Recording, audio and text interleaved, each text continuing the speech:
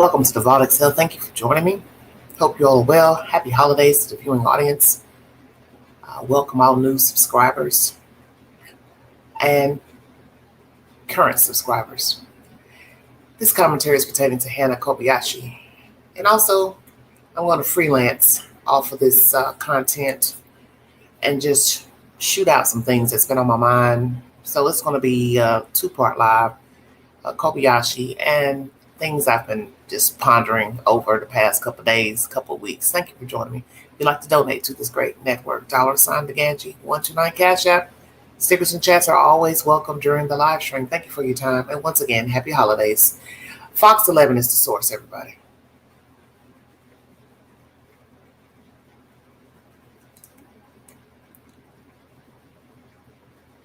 Hannah Kobayashi is reportedly back in the U.S. tonight. TMZ reporting the LAPD issued that update saying Customs and Border Protection told them that the formerly missing Maui woman had presented herself for entry into the U.S. yesterday and that she appeared in good health. The LAPD is no longer involved. All right, quick update. So Miss Kobayashi was seen entering into the United States. She appeared well and fine, and once again, Los Angeles Police Department has closed the case, has kept it closed. So there'll be no more shenanigans pertaining to LA Police Department and searching and any other type of commentary pertaining to this female. I'm going to briefly touch on this Kobayashi because I don't really like indulging in foolishness any longer pertaining to any subject matter. I want to just get down to business, say what I have to say, and keep it moving. My thing is, we don't know her. We don't know her family. We don't know the people that she's been entangled with. I don't know if this was a scam perfected by she and her relatives. 1, 2, 3, 4. I don't know. Scam by a boyfriend, husband, old boyfriend, new boyfriend, friends, associates. I don't know. Don't really care. Because once I get a feeling that there's some deception, it doesn't even matter at that point. Because all you're doing is banging your head against the wall, trying to put the pieces of a puzzle together. It's something I have heard people say over and over the past several years. Sometimes you can't put it together. There is no answer. And I'm learning this more and more as I continue to be on this network, that some things aren't worth figuring out, whether it be on the news or in my own personal life or stories I hear about people just around the way. Some things aren't worth trying to figure out. And this Kobayashi story is one of them. It's not even worth the effort. And I'm glad the LAPD let it be known we are done with this. We were done when we saw her going into Mexico. And the fact that her family didn't want to believe that tells you everything you need to know right there, that something was off. Whatever it was, you're entitled to your opinion. Something was off all along.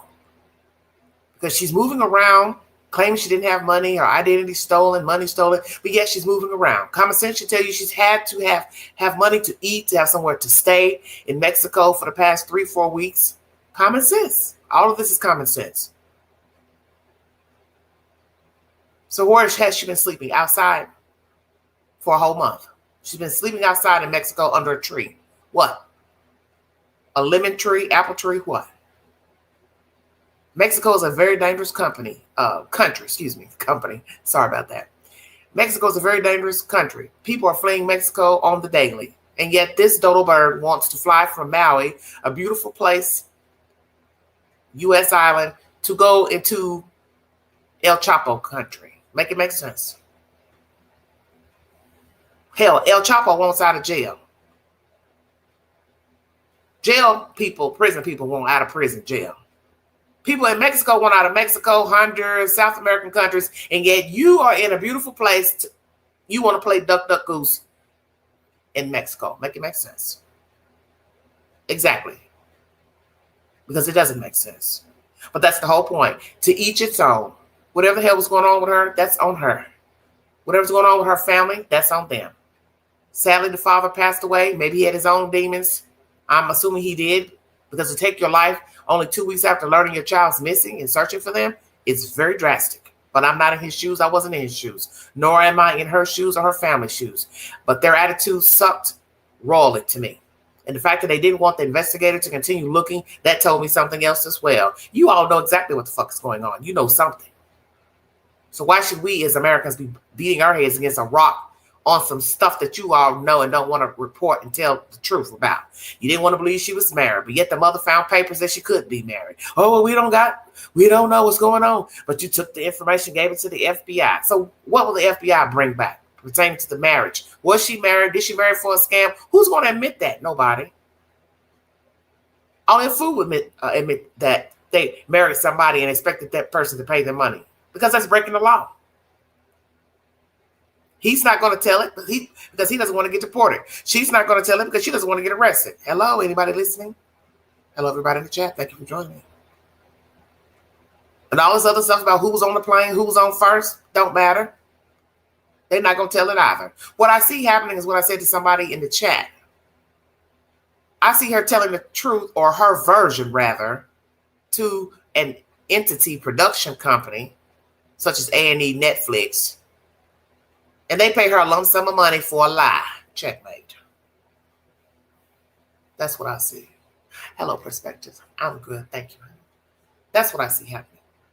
She gets in cahoots with a production company. They pay her a lump sum of money, and she gets on there and whine and cry and fall out. Let her mascara run down her face for the almighty dollar. As the old saying goes, living, just enough for the city. That's what she's doing. Living just enough for the almighty dollar. She'll sell her soul for a couple dollars for a hee-haw story, and then you all will be arguing about that. Well, I don't know if that's true. I don't think that happened. Then Pookie Ray, they'll come out and say, no, that's not true. And somebody else will say, oh, yes, that's true. And where's the black man that you tried to pin this nonsense on, the drug dealer? Where is he? See, I said I wasn't going to get into this nonsense.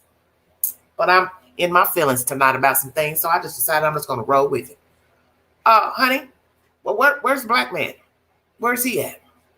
Oh, I guess he's somewhere posted up on the island under a coconut tree selling meth. Angela, that wasn't nice. Well, that's what they put out there. See, what do we talk about? They said, he said, she said. That's how people end up dead. He said and she said.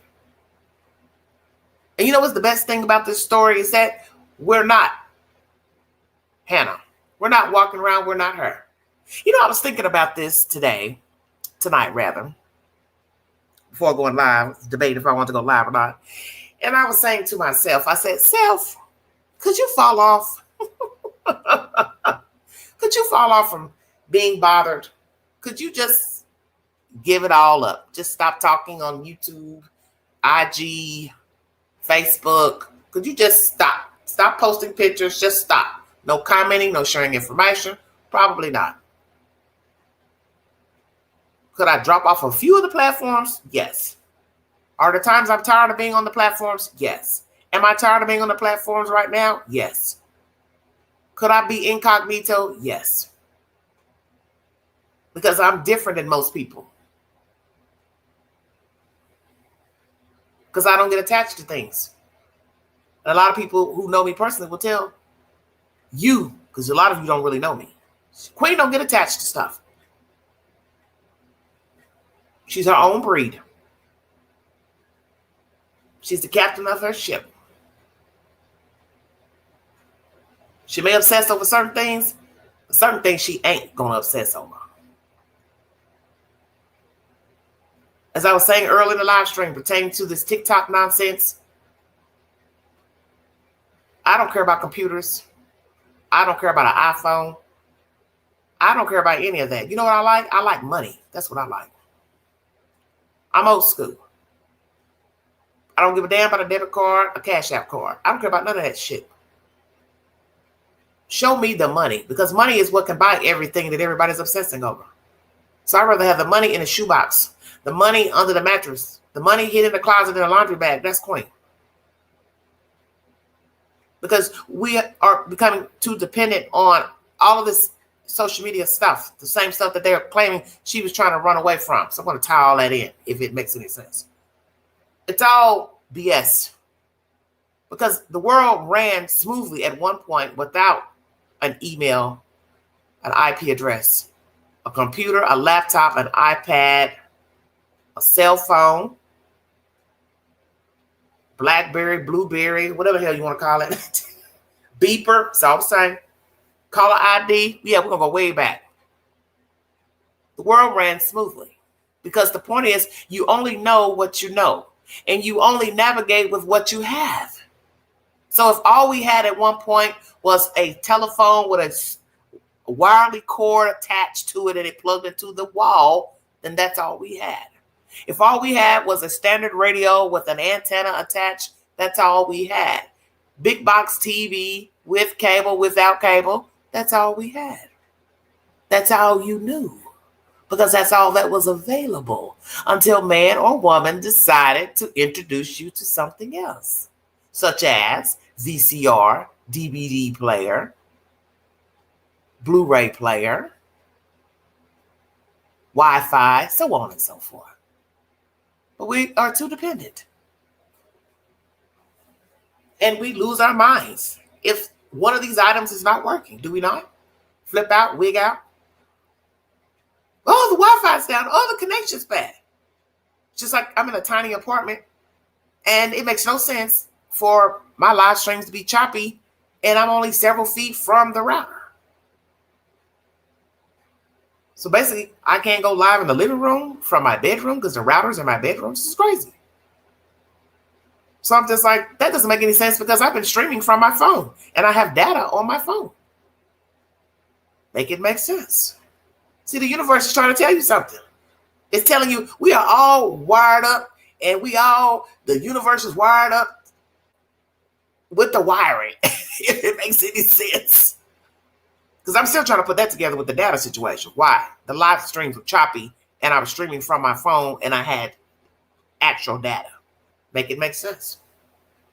That's the point. I don't want to think about it. Why should I have to? I don't want to think about it. I don't want to focus on it. I don't want to dwell on it.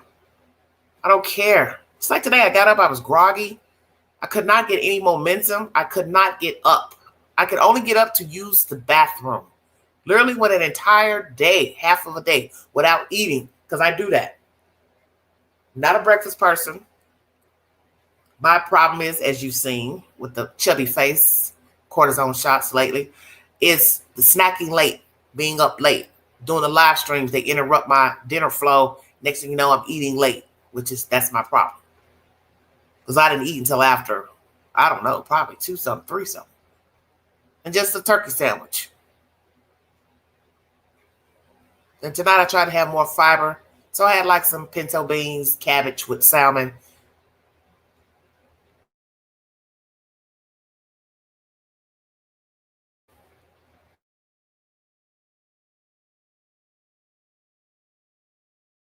Next thing I know, I might drink a little toddy. And then I say, oh, well, you got to snack on something. My body is like programmed. My mind is programmed to imbibe a little bit of alcohol and then some salt. And I crave salt, which is dangerous because we're mixing salt and sugar. But anywho, the dependency of it all. This new age we're in. It's crazy. And just like this girl falling off, woman rather, she's going to go back to her old life, some form of her old life. She's going to go back and use a phone. May not get on social media, but she'll look at social media. She won't let people know she's looking and commenting, to what they're saying. But she'll be watching. She probably was watching the whole time. As I told people before, I won't doubt she had a burner phone. Because sometimes we think we can disconnect from all this nonsense, but we can't. We might go one day and say, I'm going to turn my phone off. I'm pissed off. I'm mad at the world. But at some point, better turn it back on. Pookie Ray Ray might be calling. My kid might be calling. My mama might be calling. I don't have all those people to call me. My phone never rings. I have what I would call the AI-generated nonsense that calls my phone. Hi, I'm calling about your tax relief. Hi, I'm calling about your debt relief. Hi, I'm calling about the healthcare reform or the healthcare you need. That's who calls Queen's phone. Hey, I'm calling you about insuring your automobile, this, that, and the other. That's what I get. Nobody just sits up and dial Queen's number all damn day. Hey, I want to talk to you, Queen. Hey, I want to talk to you. Hey, I got something I want to tell you. I don't get phone calls like that. Nobody calls my phone. But it's very rare. It's very rare for a man to call my phone. Now, I got a man texting me tonight. Somebody new I've met. Not personally, but you know the drill. But we already know down the road they probably won't go anywhere either. The person don't live in my state. And I really don't do long distance courtships because they usually don't work. They usually don't work.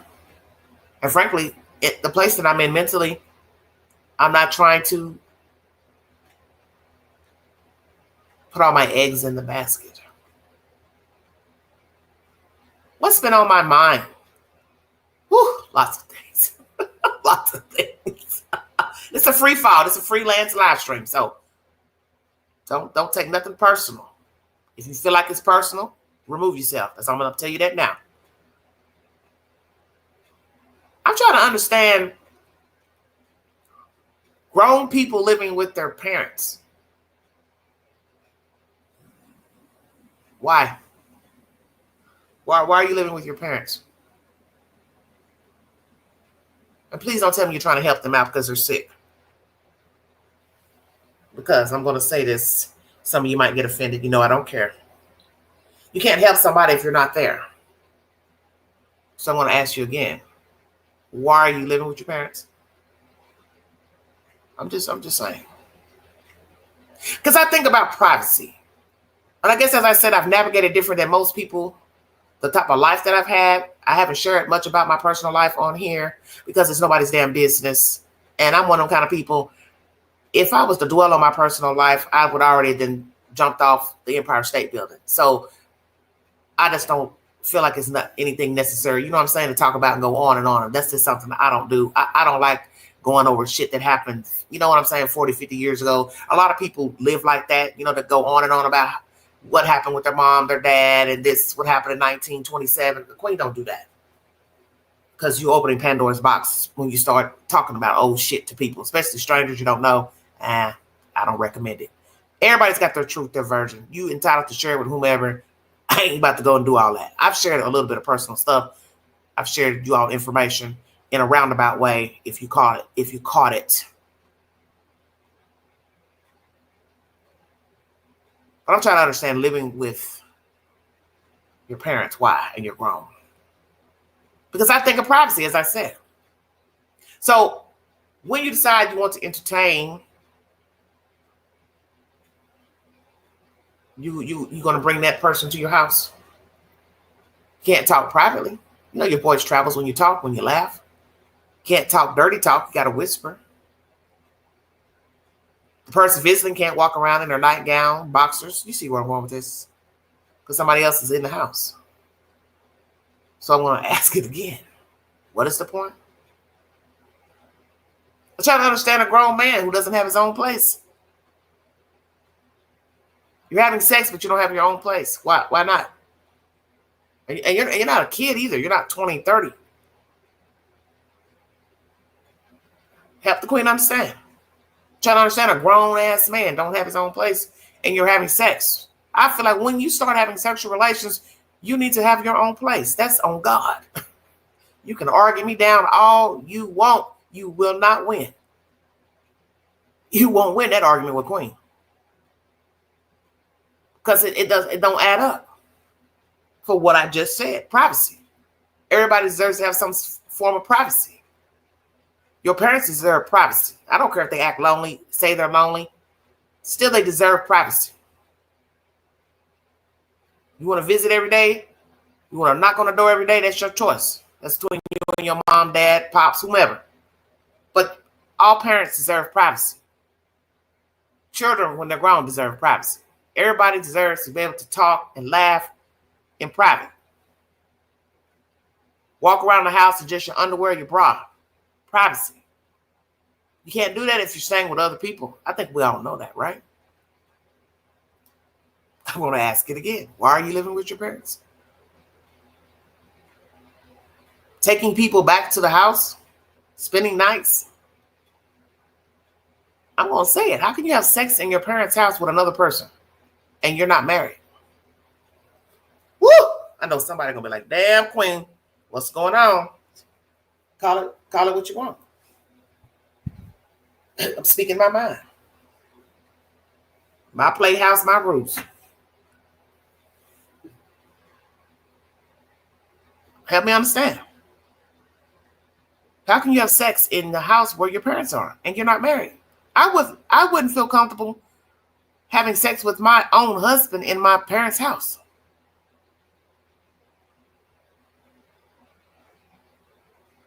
I couldn't do it. I don't want to touch. I don't want to grope. I don't want to kiss. I don't want to do none of that in my parents' house. They are deceased. They were divorced at the time of death, but the point is still the same. I didn't do it when they were living. Nobody was up in their house canoodling and touching and groping. Ever. Because for one, I lived down here and they lived in Chicago. So it wasn't happening no damn way. But I see the world is so different. Everybody's on some different shit. And I get it. We all live different. We navigate different. And I am judgmental. I tend to be judgmental. I came from judgmental people. That's why I am rather rough around the edges in my commentary. Don't take it personal. We all came from somebody, did we not? Okay. So I came from them same judgmental people. I ain't about to be canoodling up in their damn house when they were living. I'm trying to understand, how do you feel comfortable having sex in a house with your mom or your dad in another room? I don't give a damn if the house has 6,000 square feet and you don't think somebody can hear you moaning and groaning. I couldn't do it. I ain't doing it. Hell no. See, this is how I feel.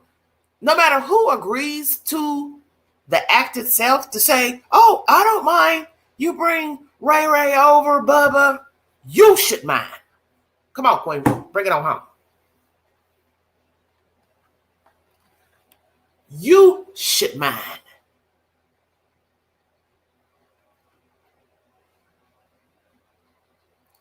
You should mind. Out of respect for your parents. Parent. I'm not going to do this here. I'm not going to do nothing. Oh my God. Help me out, somebody.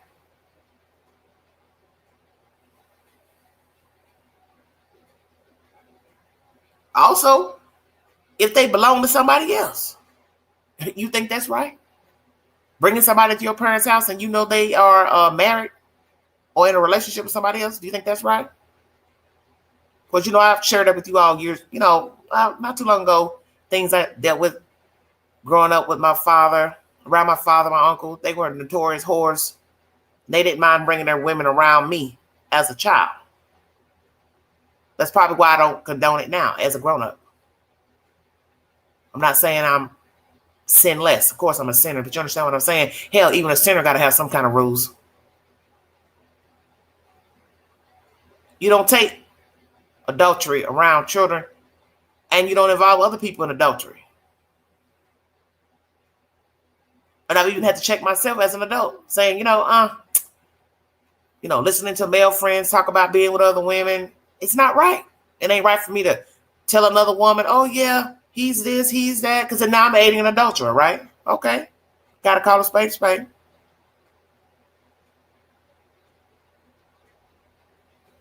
Naturally, I already know I ain't about to get nothing from my married man my damn self. Like what?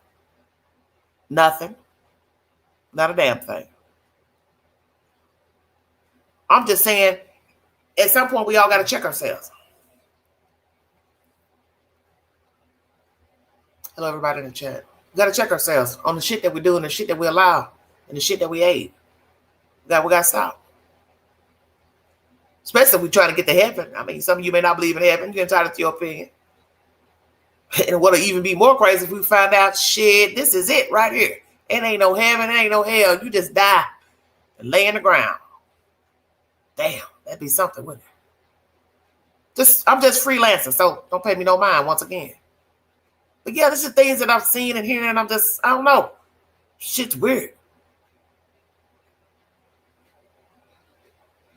So now imagine two adults are having sex. And neither one of them got a place to stay. Or they're staying places, but it ain't their name on the deed or the rent, on the lease. I don't understand that. So you go lay up with a man, but it ain't at his house. And then he can't come to your house and lay up with you because you staying with somebody else. What the fuck is going on?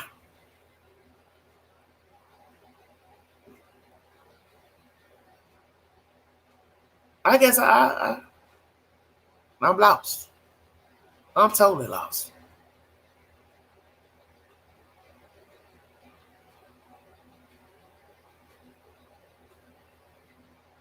Nature.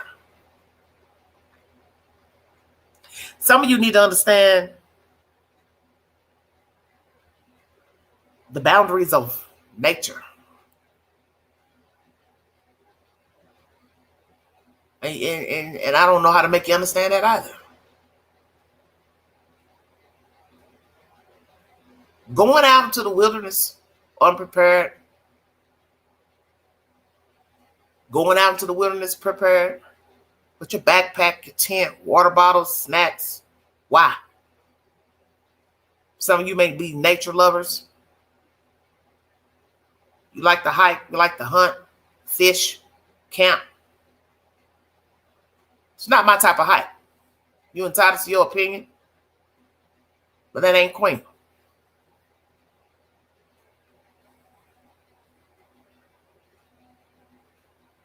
Because you see, what you don't prepare for is a rainy day. Shit jumps off. Now somebody's got to come rescue you. And you're sitting here crying and moaning and calling on God and Allah, come save you. So some random bloke has got to now get in a helicopter, drone, try to fly out, see if they can find you. When you didn't have no business out there. And a lot of you don't understand that. Because you keep saying, I want to be one with nature. Well, who said that nature wants to be one with you? Because it didn't.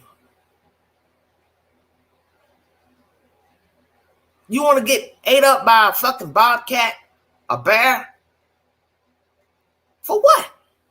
You want to freeze to death? Become disoriented, fall off a cliff? Now somebody's got to go down into the abyss of a mountain to try to get your ass out of there, alive or dead. You don't give a fuck because you're trying to be one with nature. Make it make sense. This stupidness has got to stop. Oh, I want to sail around the world. I want to sail around the world in this little TikTok boat. Because I can. Why? Okay, you can swim. Yay. Congratulations. What's your point? Now something happens. Mayday, mayday. Somebody's got to try to come find your ass out there. Well, I don't care about him or her. They ain't got a life. They ain't got a family. Fuck it. That's their job. This is the mentality of us people out here. We have become so self-entitled. And we act like our shit don't stink and we just don't give a damn about nothing. I want to go in the mountains. I don't care about the bear chasing me, eating me. So what? I don't care about keeping food in my car on the balcony of a chalet, knowing the bear can climb up there and eat the food and break in the house. I don't care. You're out there in his world. He's not in your world. Did that ever occur to you all? Before Christ, after Christ, when there was man and animal on the earth? Have you heard any stories of animals eating humans? You didn't hear of it in the Bible. Come on with it, Queen, because ain't nobody listening. You ain't heard in the Bible God talk about animals eating humans because there was a standard even then when there were no skyscrapers, cars, apartments. So what the hell is wrong with y'all now? You want to be one with nature. You want to be all up in a place where they are habitating and act like you run shit. No respect for the animals or nothing. Then you want to have wild animals as your pets. Why? Help me understand. I was hearing a story the other day where somebody was talking about a monkey. One of them, that monkey that attacked the lady. It makes no sense. Because that's what you say to the animals. Oh, he's so cute. He's a cute little monkey. Oh, he's so cute. He's a monkey.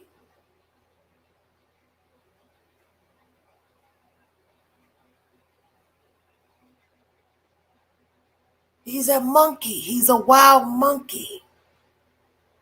He came from the wild, and you want to tame him. You want to tame a squirrel. You want to tame a raccoon. Why? Why you just can't let the animal be what it is? It's an animal. It's a wild animal. You want to tame the pig. You want the pig in the house. You want the chicken in the house. You want a rat in the house. Do you know what a rat is? Do you know the germs a rat carries? I'll be damned. He's so cute.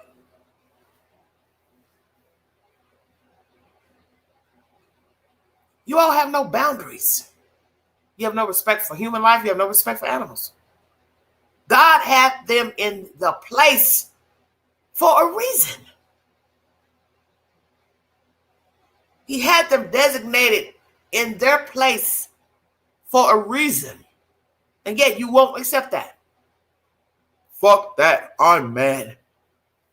I deserve to be with one nature. I'm not scared of a beast. I'm not scared of a bear, a cougar. I am man. You a dead man. Dead woman, same thing. Then you got to learn to take your children out there. I love my kids. You love your kids? You're going to take them out to the wild? So something happens to you, then who's going to take care of your baby? Oh, that's right, the bear. He or she is going to be nurturing to your infant. Stop watching TV.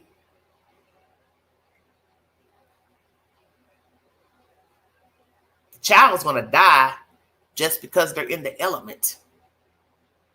Don't have food, don't have water, don't have formula. That's not including an animal eating your baby, your child, whether it's an infant or an 8-year-old, 12-year-old. Child can't fight off a fucking bear or a cougar. What is wrong with us? We're so self-absorbed. We are selfish creatures. I too am selfish because we're human. We want what we want when we want it. We don't want to wait. I was out the other night for the weekend and I was trying to cross the street to this Jack in the Box I live in. And a motherfucker is coming down the street. It's in the dark. I got the flashing lights on because, you hit the little button to let you know a pedestrian is going to cross the walkway. So you are by law in this state supposed to halt when you see those flashing lights. So Queen is almost to the curb. And here comes this little miniature station wagon car barreling closer to me. Oh, I'm still Queen. Everything I said was ugly. Bitch, you gonna hit me? Why would you speed up right before I put my foot onto the sidewalk? Because you don't care. Oh, she's almost there. I'll just keep on speeding. Well, what if you had, hit me? Then what? There was some guy standing in this little bubble at the bus stop. He probably heard me when I cursed. I didn't care who heard me, honey. Jesus heard me. Everybody heard me. All I'm going to say is, had that car hit me, you better make sure I died. And I think anybody that follows this network already knows. If Queen lived, you would wish you were dead. And that's all I thought while I was walking up the sidewalk to this box. That motherfucker had hit me and I lived. Baby, when I got through with you, you would wish you were dead. Oh, I meant that. I meant that on God. I don't give a damn had they broke an arm, leg, neck, so long as there was breath in me. You would want to be dead because you were never going to walk, talk, drive, or nothing. Once I was able to wheel my black ass out of a hospital and find an attorney. That's been all she wrote. You would want to be dead. You were never going to eat right. Everything you own, every sock, every shoe was going to be mine. Every dog, every cat, you get ready to sell that motherfucker and it's going back to the pound. You ain't getting ready to keep it. Oh, I'm just like my grandmother. She was a fierce beast. That's where I get most of this feistiness from. My grandmother was a type.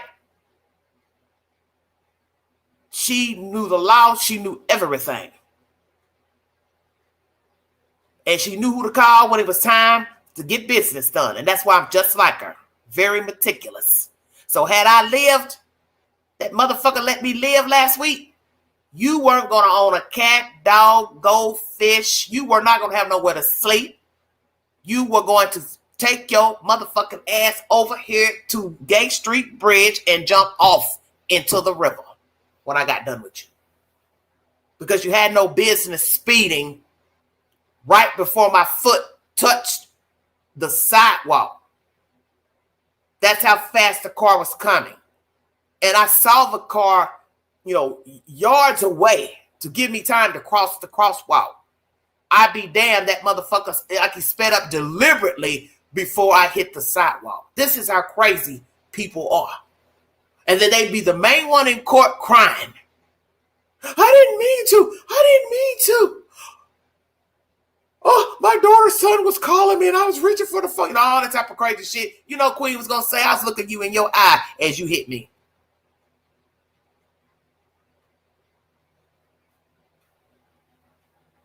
The son of a bitch hit the gas on purpose. Nobody could tell me different.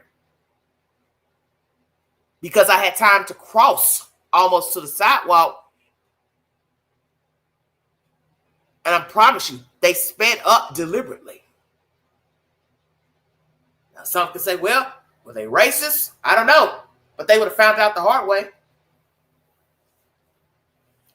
You wouldn't be driving that car. You weren't going to be driving nowhere when I got done with you. Because once I got your government name will be everywhere.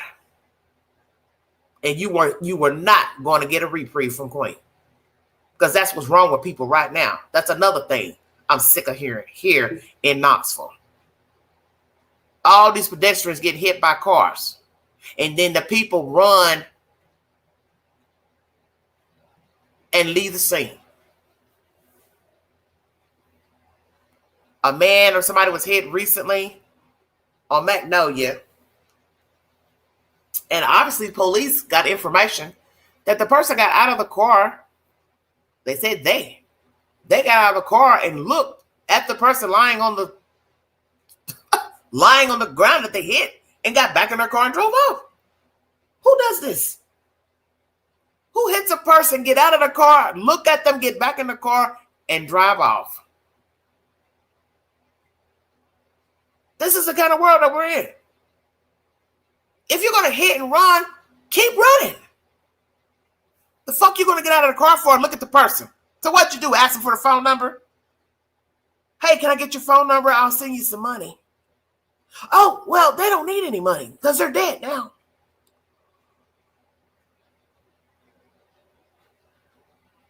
What is wrong with you people? You're crazy as hell. How do you hit a whole human and get out of your car and look at them and get back into your damn car and drive off? Do you know how worse it's going to be when they find your ass? You're going to wish you were the dead person laying there. Unless you got your good damn attorney to get you off. Of course, we had one girl, Caucasian female, I told you about that story recently. Hit the black man on a motorcycle, dragging him down the interstate. She's free now, walking. Had a lawyer. They both went to law school. Help me understand why one person gets off with a hired attorney and one lawyer. Somebody can explain it to me? Drop it in the comment box.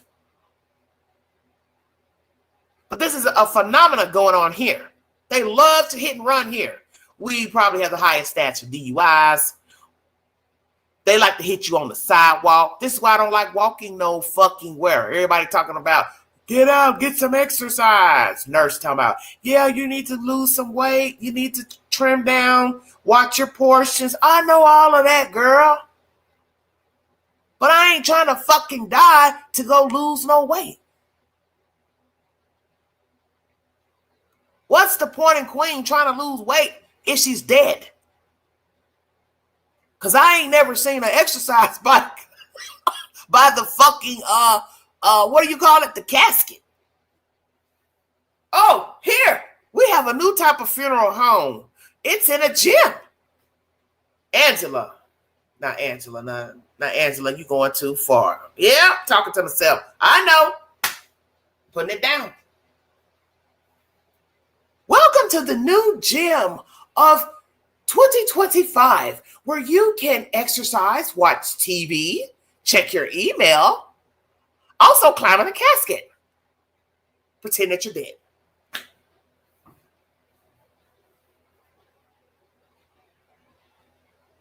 Hey, help me understand. Maybe I'm lost. Because I'm telling you, I ain't never seen a casket at the gym, nor have I seen the exercise bike at the funeral home. So, miss me with telling me I need to walk. I need to exercise. Well, I got to be able to cross the street. So guess what?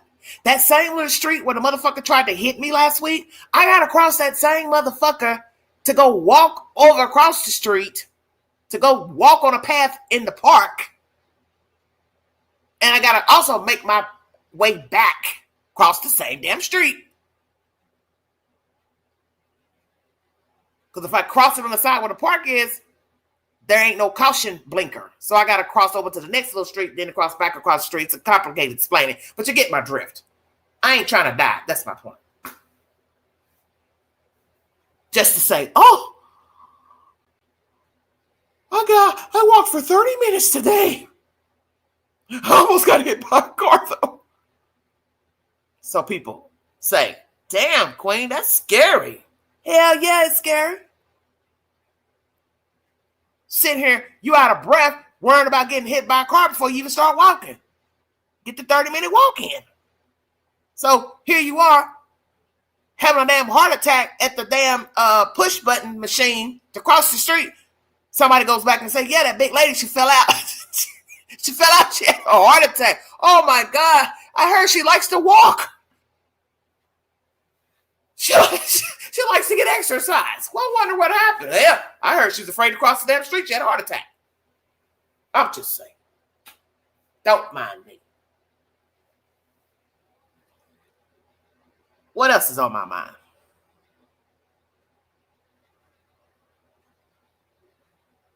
I saw something tonight about Jay-Z and Beyonce. And I don't know who's the source, don't really care, because who the hell knows what's the truth. It kind of goes something like this. They knew that their names are going to be brought up in this P. Diddy nonsense. thought about that for a minute. And I said, self, why would you think your names are going to be introduced into this P. Diddy nonsense? You would only think your name's going to come up because, one, you hang with P. Diddy or you've been doing things with P. Diddy. Ding, ding, ding. Which is it?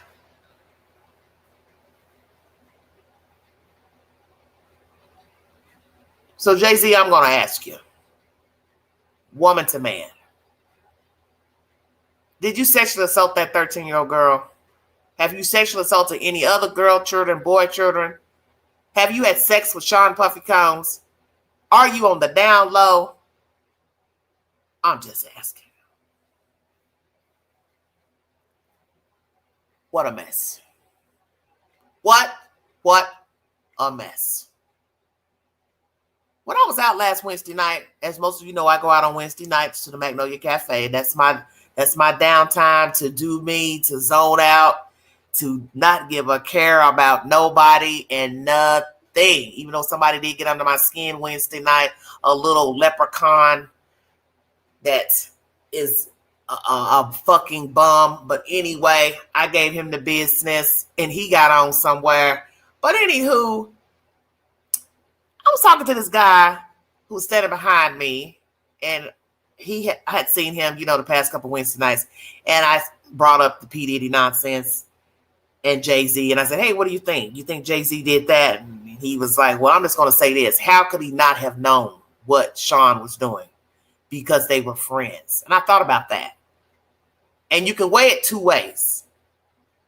Just because I'm friends with you, don't mean I know everything you're doing, right? You're not going to tell me everything, correct? You're not going to tell me all your little dirty secrets behind closed doors, vice versa.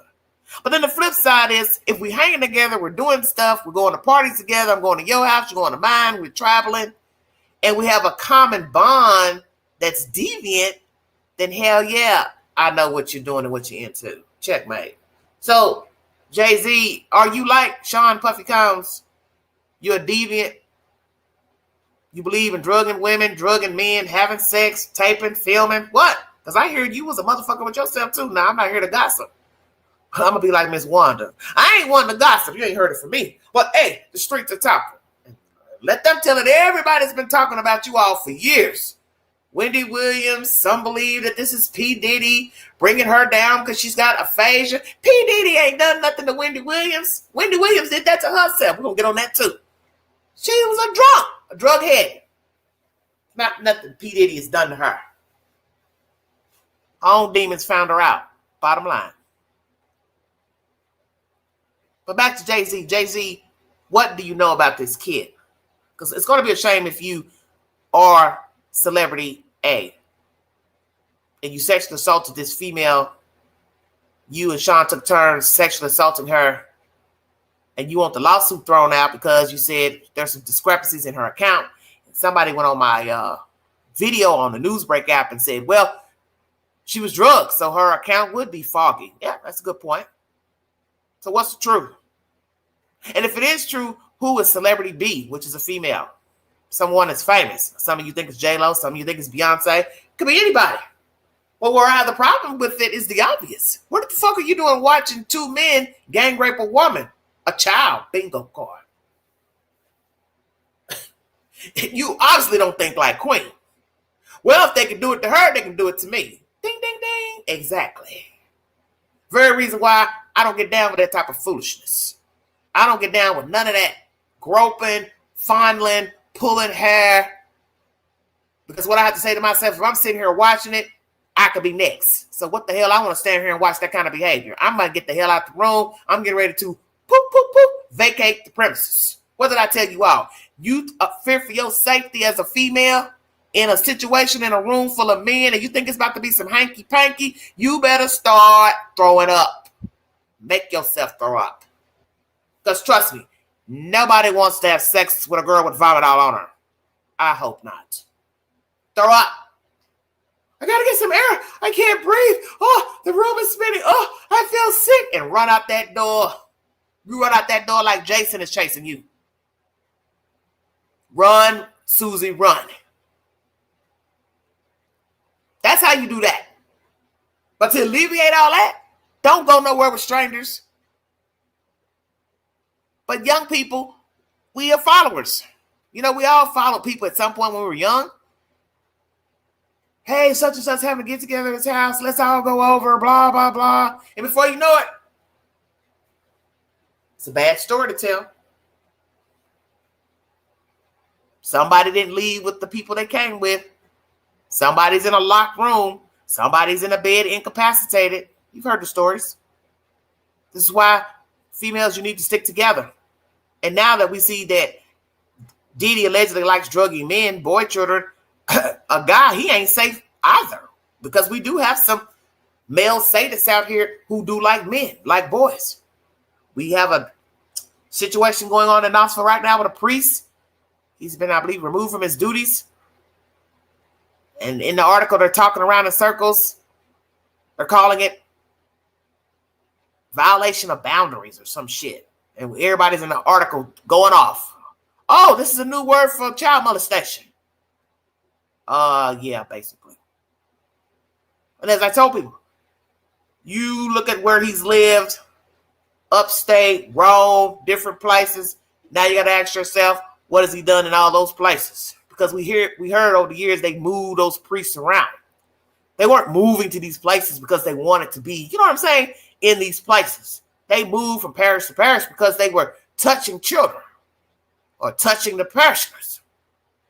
See, I didn't know if it was a child or not that he touched. I just said to myself, well, it could be a grown-up. Could be, he touched a woman inappropriate. I'm not going to always assume because it's a priest situation, it's got to be a male or a boy. It could be a woman. You got some men that are priests and they desire women, attracted to women. They didn't specify, so I didn't assume. I'm trying not to do that, Story break, assume things. I'd rather wait for the information to come out before assuming. But either way, that's the latest story here in Knoxville.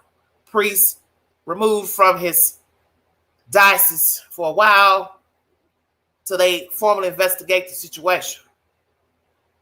But as I said before, if he's lived in different places, now you're going to have to go back in the book of life to see, are there any other allegations in other parishes? And that's where it's going to probably get real dicey.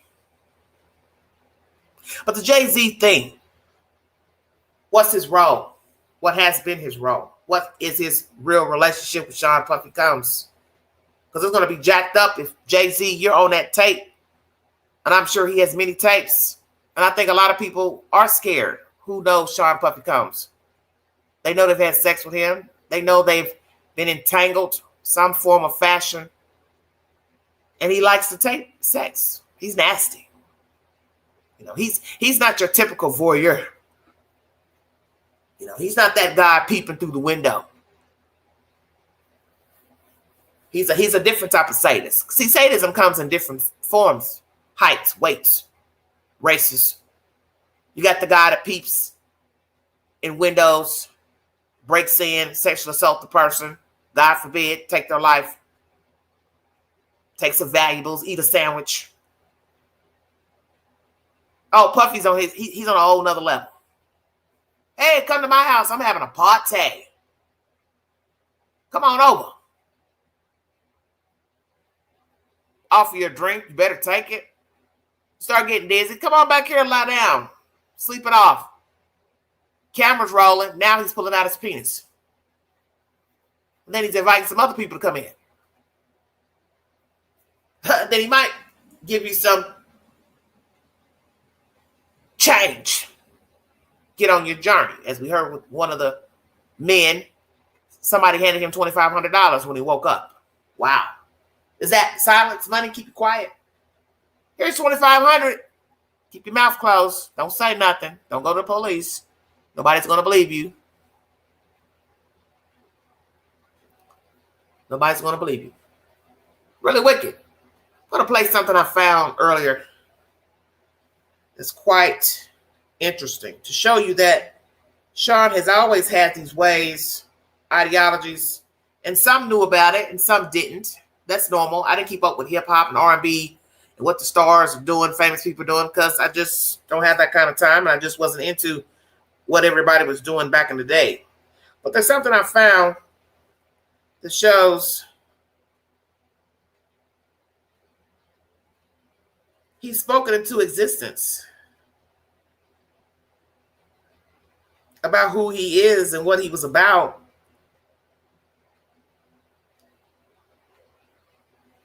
And now his words have come back to haunt him, to show who he is and who he has always been.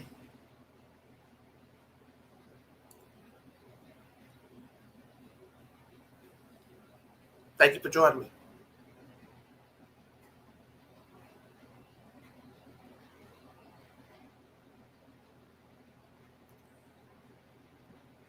One second, everybody. Trying to get it reeled up.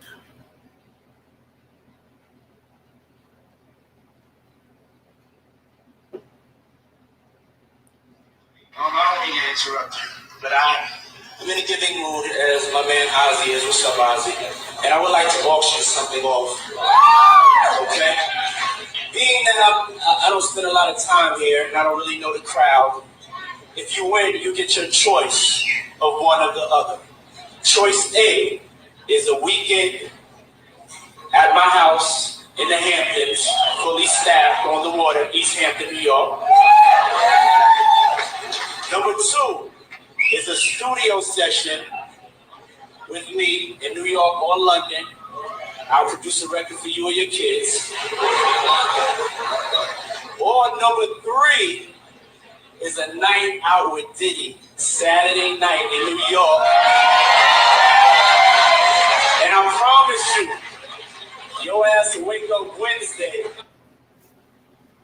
Excuse me, I don't mean to interrupt. So obviously he was invited to some function, and when they pan the cameras, a lot of white people in the room sitting at tables with champagne glasses, so on and so forth. And I believe they were auctioning off. I don't know what type of function it is. I don't want to misquote it, but anyway, the room is full of people. I mean, it's filled. He was telling you what he was about right then.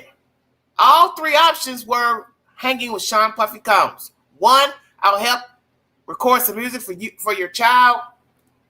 A weekend stay at my home in the Hamptons, or a night out with me on the town, and you won't wake up until Wednesday. Are you hearing that? He said that. You won't wake up until Wednesday.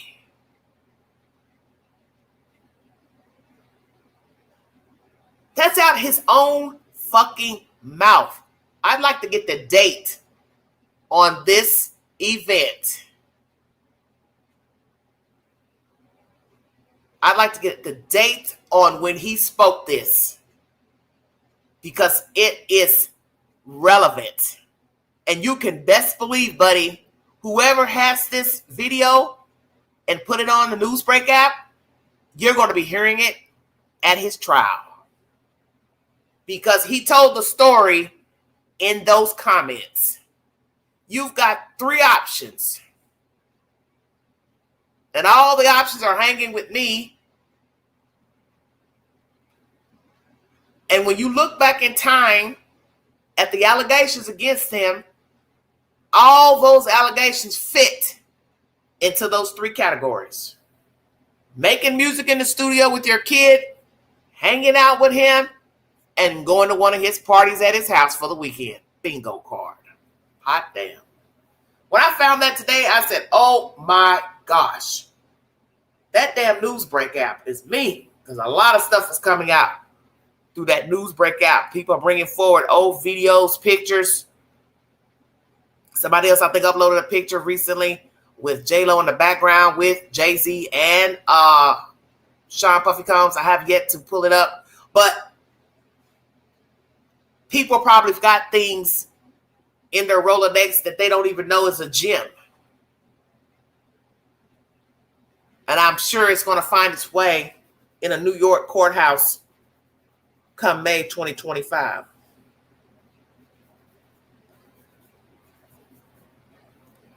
Let's talk about Clutter. I'm all over the place during this live, so stay on board if you can. You know, I watch a lot of home decor videos, And I watch a lot of people. Sometimes I tell myself this seems so crazy. Watching people clean their house. It's like, why are we watching videos of you clean your damn house and go through all your socks, underwear, ketchup bottles? It's reality TV. Call it what it is. Okay? No different than, I guess, watching hoarders. Go in, listen at the people argue, cry about why they didn't want to throw away a rat poop, coat, shirt, tub, whatever. Same thing. So, on this journey of me watching these videos, it's just something I do to relax. I like home decor. I like watching the videos where the people clean their houses, even the nasty, filthy ones that almost made me throw up the other night. But what is wrong with you all with all this stuff you got in your fucking house? Yeah, I'm calling some of you out. Some of you probably ain't gonna like it. Oh well, tough. Calling everybody out in this live stream. Why do you have all this stuff in your house? Why do you need fucking 50 bottles of shampoo? Rice bags, boxes. Different types of coffee, soda pop, juices. Sweater in 7 different colors. Flip-flops. I saw that the other night. This girl had all these fucking flip-flops. And I thought, you're going to pay for it later. Get plantar fasciitis. You got flat feet like Queen. You're going to pay later. Why do you have every flip-flop in every fucking color? I hate plastic tubs. I hate plastic tubs. That is the worst thing man ever invented. And even when you go back and watch those shows, the hoarder shows, Buried Alive, you realize how long plastic tubs have been in existence. Even before I even knew they existed. Because of the colors they were, like red, green. And I'm looking like, what the fuck? They had these tubs in the 90s? I'm just like tripping out. Your garage is full. The attic is full. Your bedrooms are full. Your kids' rooms are full. Why? Why do you all have so much stuff? You don't need 20 bottles of shampoo. You only got one head. Well, the guy's got 2, but you understand what I'm saying. You ain't got but one head of hair. Shit, the hell. Hairbrushes, combs, barrettes, scrunchies, lipstick, eyeliner, purses. Why? Why are you all so consumed to have all this stuff? Knickknacks. Oh, I'm really going to make somebody mad now. How many angels do you need?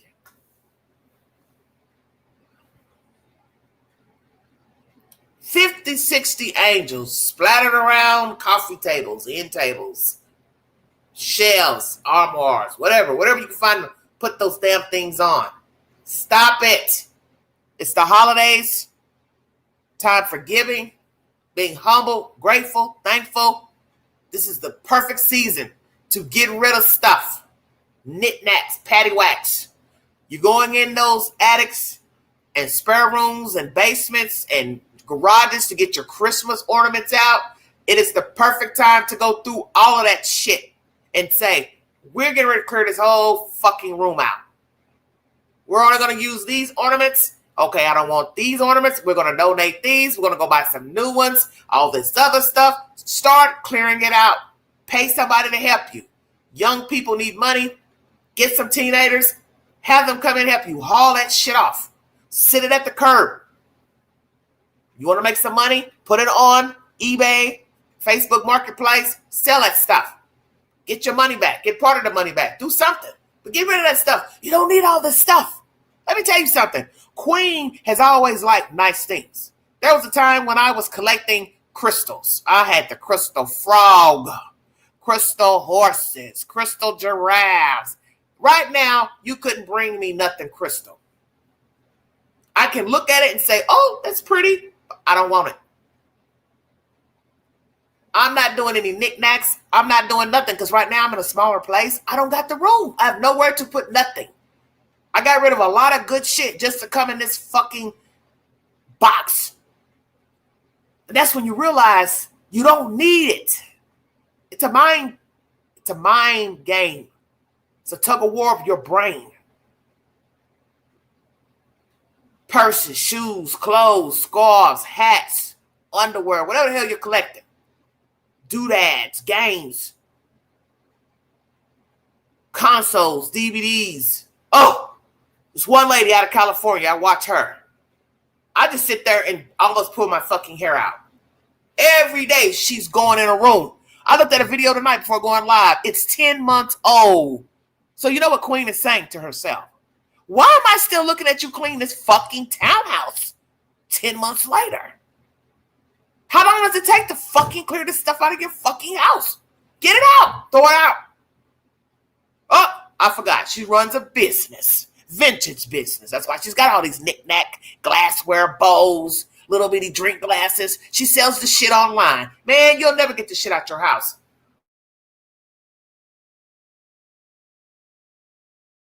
Business, such as buying vintage items.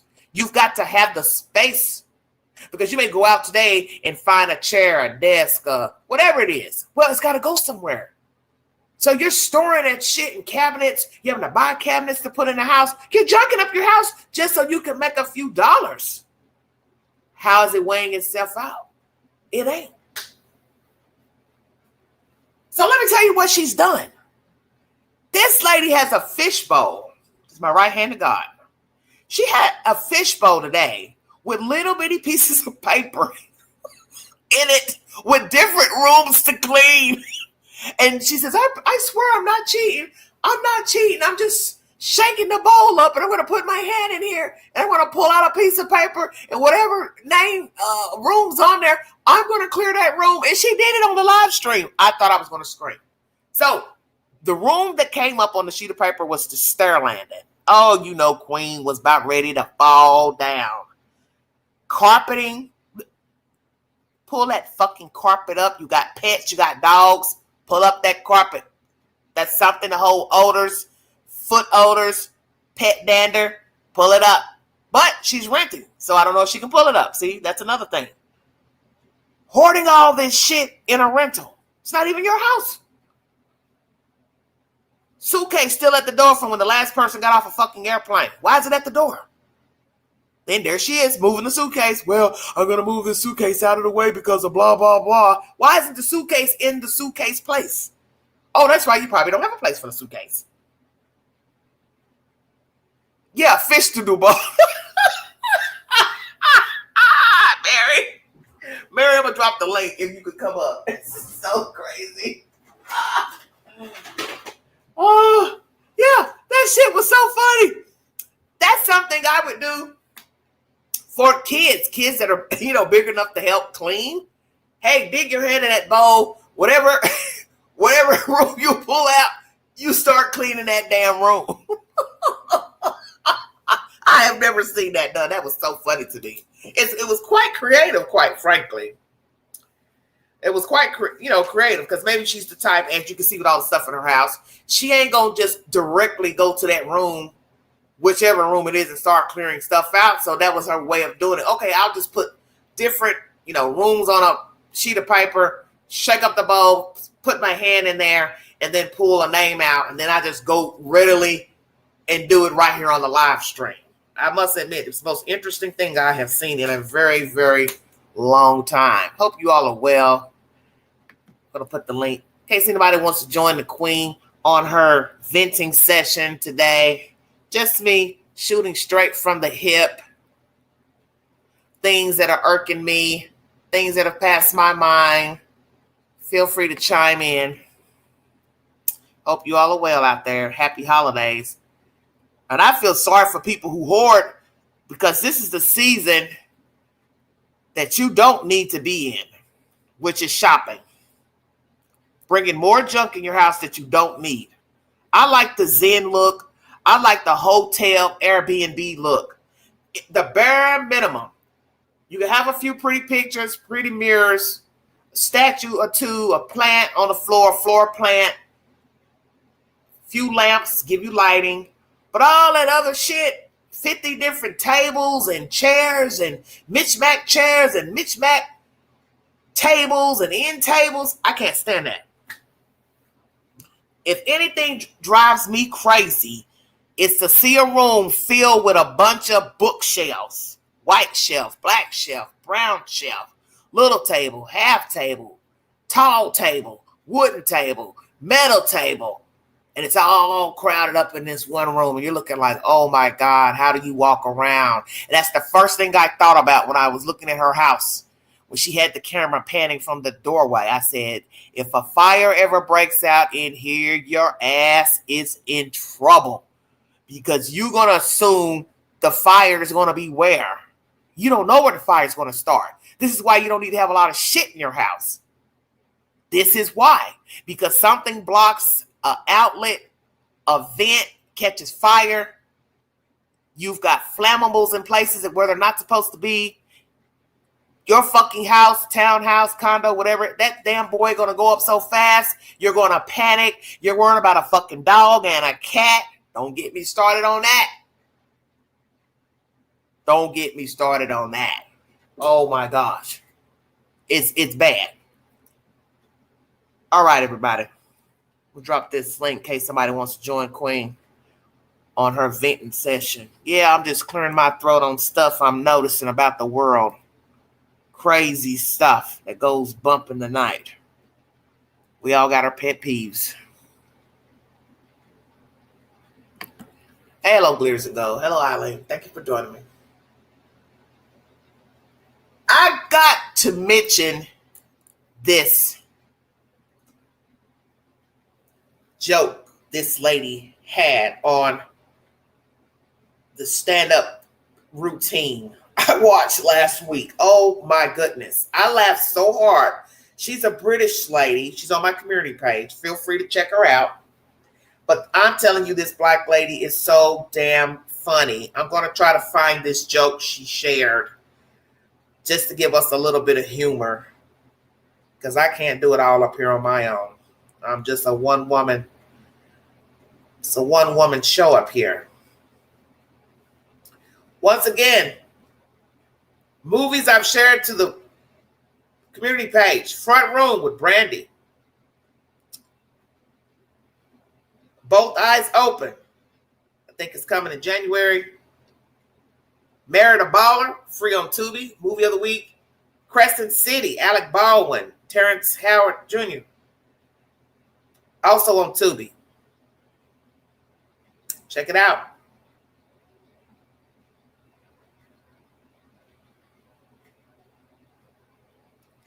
Also, Morgan Wallen.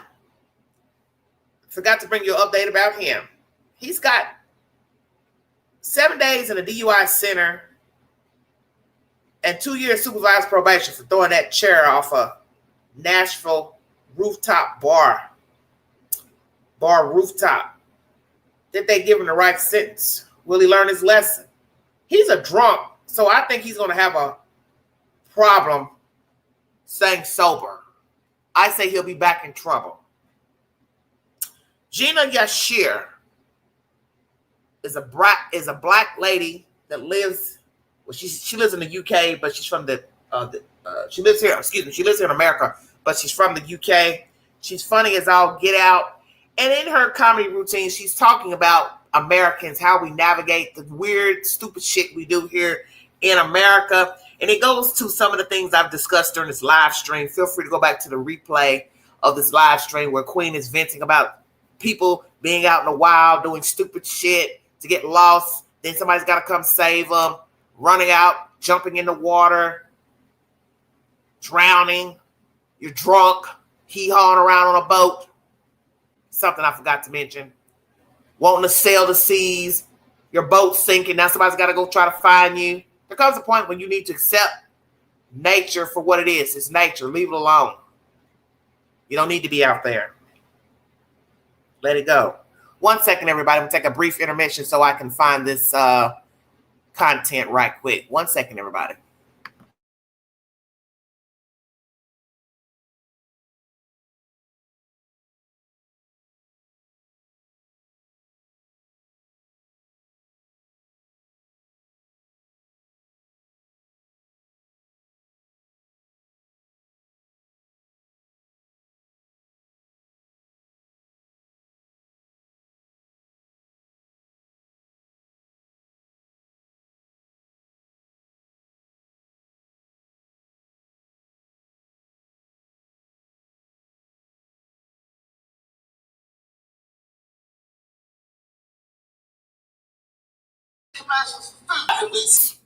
like humans. Talk to them. You dress them up for the festivities, occasions, holidays. You buy them clothes. You treat your animals. It's like somebody's outside my door right now arguing with their damn dog. Maybe she'd like to come in here and join the show.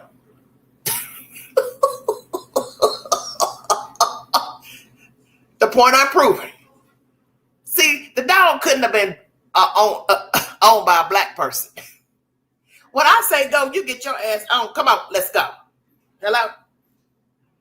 Black people treat their animals like they treat their damn children. Come on, let's go. I said, let's go. We ain't gonna keep talking. I ain't gonna keep telling you. I ain't gonna tell you a damn again. Let's go. And I think Gina, she mentions that in this routine about black people and their animals versus their children. We are all different. Indeed. We are so different. Yes. And we saw that, yes, natural disasters, you do see a lot of white people more concerned about their animals. And some people will be like, I get it. Okay, it's your animal. It's yours. It's like your baby. But you also have to use common sense. You don't want to drown trying to save a pet. It's not your kid. And my God, I'd hate to ask a person which one would they choose in a certain situation. You are going to go get your pet or you're going to go get your kid? Just saying. That's why I said I would never ask a person that question because I don't think I want to know the answer. But yes, we're all different creatures. We are all different creatures. We navigate differently. You can get one dog. What's your dog's name, sir? Wolfie. And it's only that big. You know, Wolfie's gonna die one day. He's an adult. He knows. And we'll bury Wolfie in the garden, won't we? Because that's what white people do. You have an emotional connection to your animals. It's a beautiful thing. Black people, we haven't got that emotional connection. We like animals. We love them on a plate. We like them. We don't love them. So when I jump in the river, it's to a dog. A dog? Are you serious? A dog? Really? A dog? I love her. In fact, I'm not sure we jump into the river after our own kids, to be honest. Damn. Oh, that is so funny.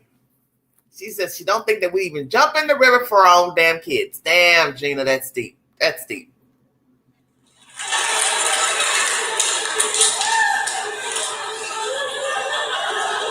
If my kids fell in the river, I'd be like that. Swim! Swim!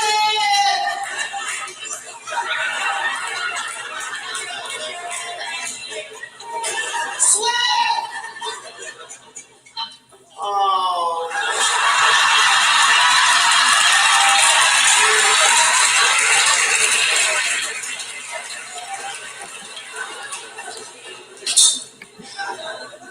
You can tell at this point that I am childless.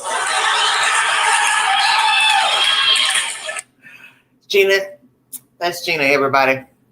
Yes, you're curious to who she is. She's very funny lady. Yes, we're all so different, are we not? How we navigate, how we treat people, treat animals.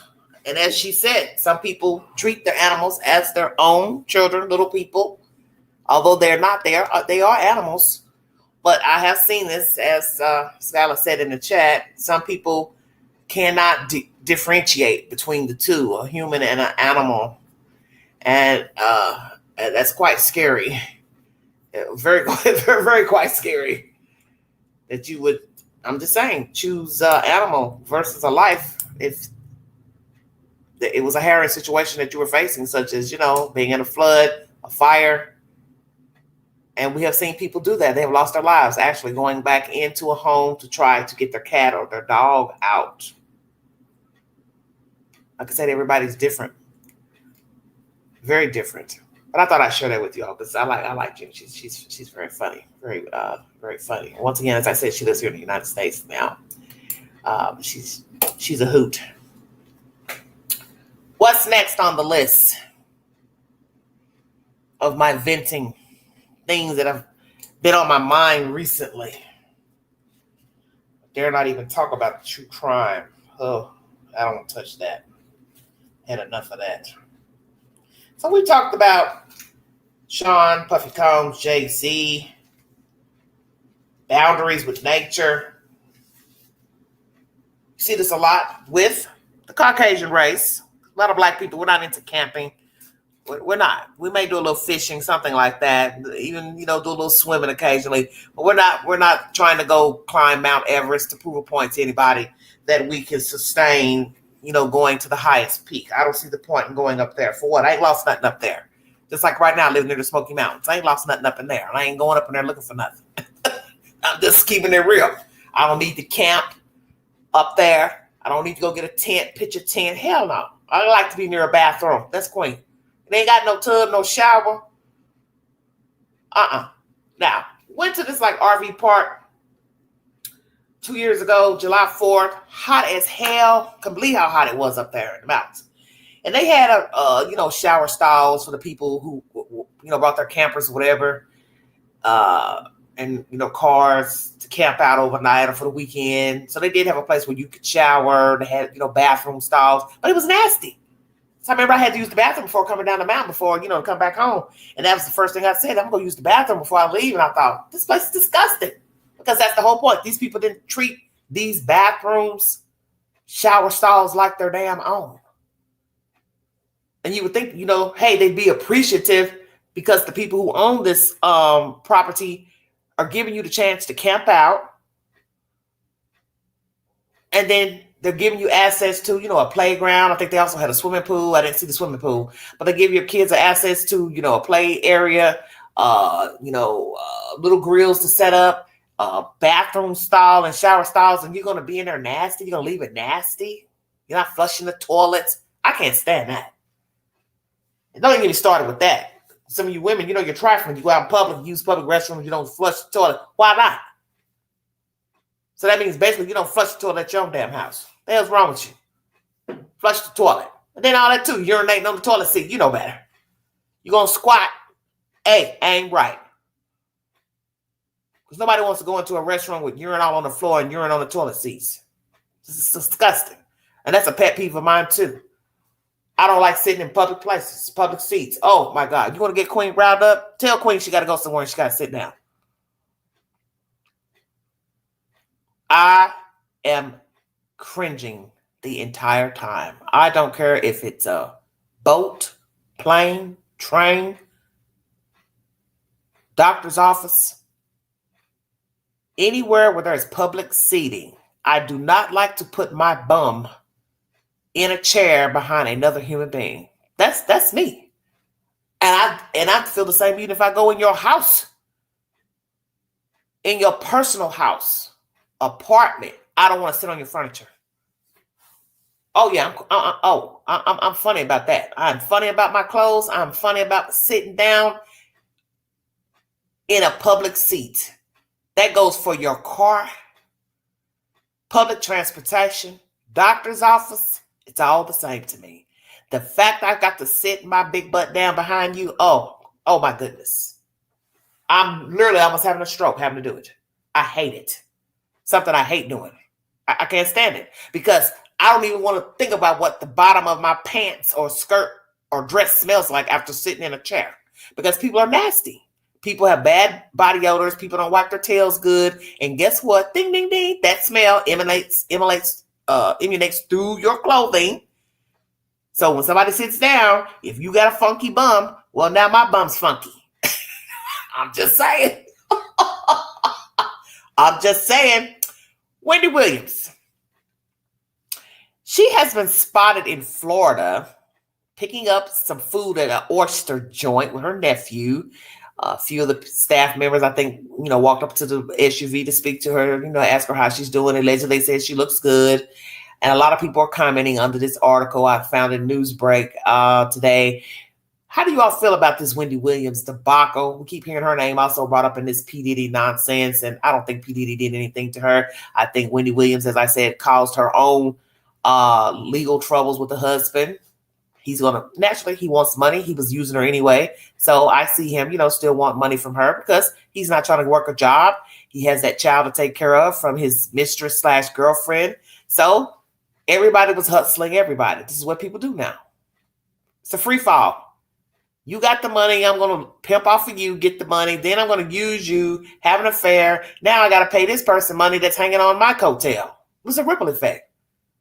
And some people feel like she deserved it because she was nasty, very mean, talked very ugly about people.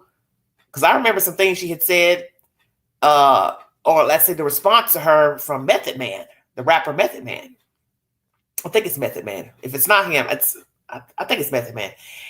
He was going off in one interview, how he despised her. And I could feel the hate in his voice. So whatever she said about him, his business, his life, or whatever, he did not like it.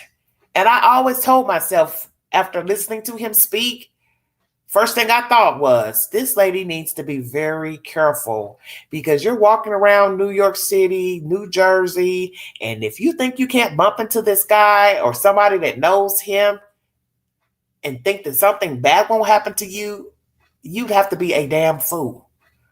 And now look at the situation. She's an ill person. Has this front lobe aphasia where she doesn't have a good memory from alcohol abuse. She also suffers from Graves' disease. It's food for thought that you never know what shape you're going to be in. And instead of her just using the platform to, just give you the business on, what the person's, the issues they were having, famous people, they get in trouble too. They get divorced, blah, blah, blah. But you can get ridiculous with your commentary to where you seem spiteful and hateful. And you're talking about the person so severely that now it causes a rift. And now you have built enemies. And as you see, a lot of YouTubers have been sued by famous people. Cardi B, she sued a YouTuber who put out allegedly lies about her and her private business and entanglements and her vagina. And Cardi B won. So you have to be careful what you say about people, what you put out. Because even in this business of what I do up here, I could bring you content from the news. And I say this over and over and over to people who seem like they're just like short on brain cells. Reporters get the information from the police and the people in or around the story. So when you listen to what the reporter has to say, and then a YouTuber, TikTok, or somebody comes back and repeat that, why are you getting mad at us? Because I can play information and never give my opinion. Somebody will come in and have a problem with the story. Do you understand what I'm saying? And I always tell people, if you got an attitude, take it up with the police department because they're the ones who gave the information to the reporter, to the newspaper. And then the newspaper put it to print. And if there's a discrepancy, then naturally it's the job of the reporter, the news broadcaster, to put a discrepancy. Hey, we spelled the name wrong. We said the name wrong, or we got the date wrong, so on and so forth. But you're getting mad because Pookie shot another Pookie and it made the news. Well, how's that the news reporter's fault? How's it the police, sheriff's department's fault? It's not their fault. Then a YouTuber comes along and they decide to talk about it. Hey, I just wanted to let you know on the 15th, Pookie shot Pookie. Pookie 1 shot Pookie 2. And then here comes somebody in the comment section. You shouldn't be talking about that. That's none of your business. No, you coming over here on this channel commenting is none of your damn business. You can't tell a person not to report a story whether they give their opinion or not. The story is what it is. It's a story. I remember when I had brought content a few years ago, before people, knew who I was, It's everyday shenanigans at that time. A black lady had shot some men in a cigar lounge outside of Chicago, in the suburbs. And she had frequented this place quite a bit. And it was rumored that the guy that she shot, one of the men she shot was a former state trooper. And a lot of the other guys sitting at the table were also state troopers or former state troopers. Well, anyway, she shot these men at this table. And it was rumored that one of the men she had some type of entanglement with. I don't know what's true. I never ever got a version to, what was the truth about that debacle. But the gist of the story is someone commented under the video, and the guy was basically angry, saying, well, I know him. He was a great guy, nice guy, and she was a crazy lady. And why are you talking about this? And I let him know, I will talk about anything I want to talk about. You don't come over here to my playhouse and tell me what I can talk about. It's a news story. The woman killed people, did herself, and it made the news. What's your problem? And everything I said in that commentary, I stand on it today because I asked all the pertinent questions. So as I told him, is that what you're mad about? You're mad that he's dead? What is it that you're angry about? You're mad at the woman? You're mad at me. So you're just basically mad, period. Well, I didn't shoot the man. And I didn't tell that lady to go shoot him. I didn't tell her to go shoot his friends' acquaintances. That was her choice. But you can't tell people they can't talk about the story. It's a news story. And that's what people do. They talk about the news. And naturally, I asked all the pertinent questions. Why did she do it? And there's nobody in America who heard the story was not going to ask, why did she shoot those men in that cigar lounge? Because she always seemed to be a happy, bubbly person. But obviously she was not.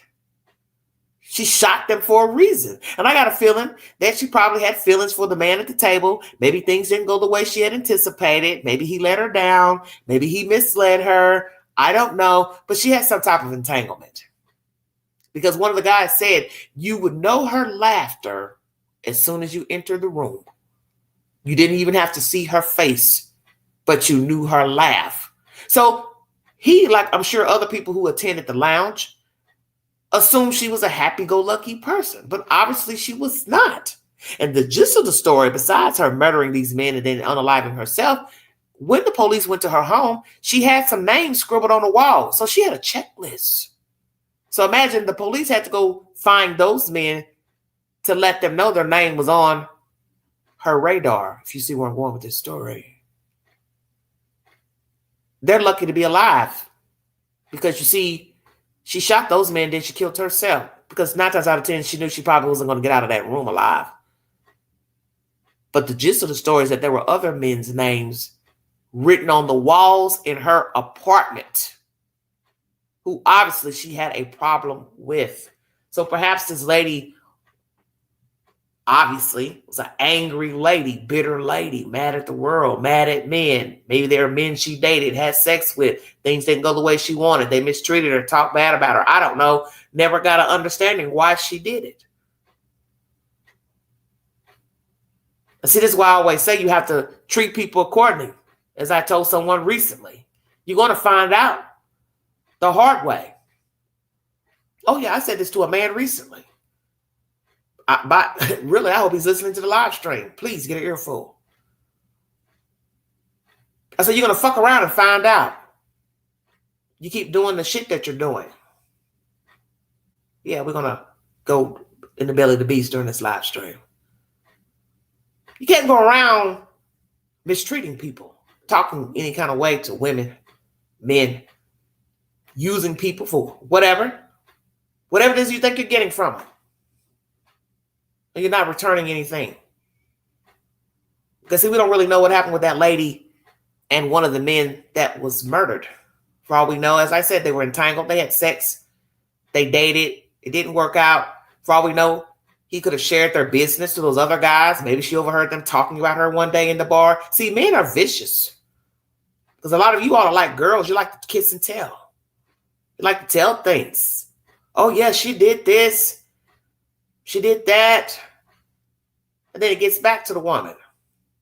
And now she's in her feelings because she feels embarrassed because you now told something personal about her, what she does sexually. And you know you don't have a right to be going out in the street talking about a woman that way. So see, we don't really know what happened between she and he. But she was angry because the writing was on the wall, was it not? She shot those men at that table. She unalived herself. And she also had men's names written on the wall in her apartment. So she had a vengeance list. Somebody had pissed this black lady off. And I'm not saying she couldn't have been deranged, bipolar, mad at the world, angry, mentally ill, schizophrenic. The point is, we don't know. And everyone does not handle rejection well. You see this a lot in true crime. A person has been jilted, deceived, manipulated, bamboozled, and now they want revenge. And as I said, I told someone over a week ago, coming up 2 weeks, you're going to fuck around and find out how we navigate here in Knoxville. These mind games you like to play, phone tag, texting, saying one thing, then doing another. You're going to meet the right one, and she's not going to play nice. God forbid she finds out where you live. See, that's the thing I love about people, especially men, who underestimate the power of a woman. Intuition. You can be found. This is a small city. This is not a big place. All a woman has to do is get a small camera, put it in your pocket. You don't even know. God forbid she sees the car you have and you pull up. She puts a tracer on your car, or you married, or you have a girlfriend. She wants to know where you're going, what you're doing. Trace your car somewhere. Show up. Follow you there. Catch you in the act. Where are you going? Approach you when you come out. Then what are you going to say?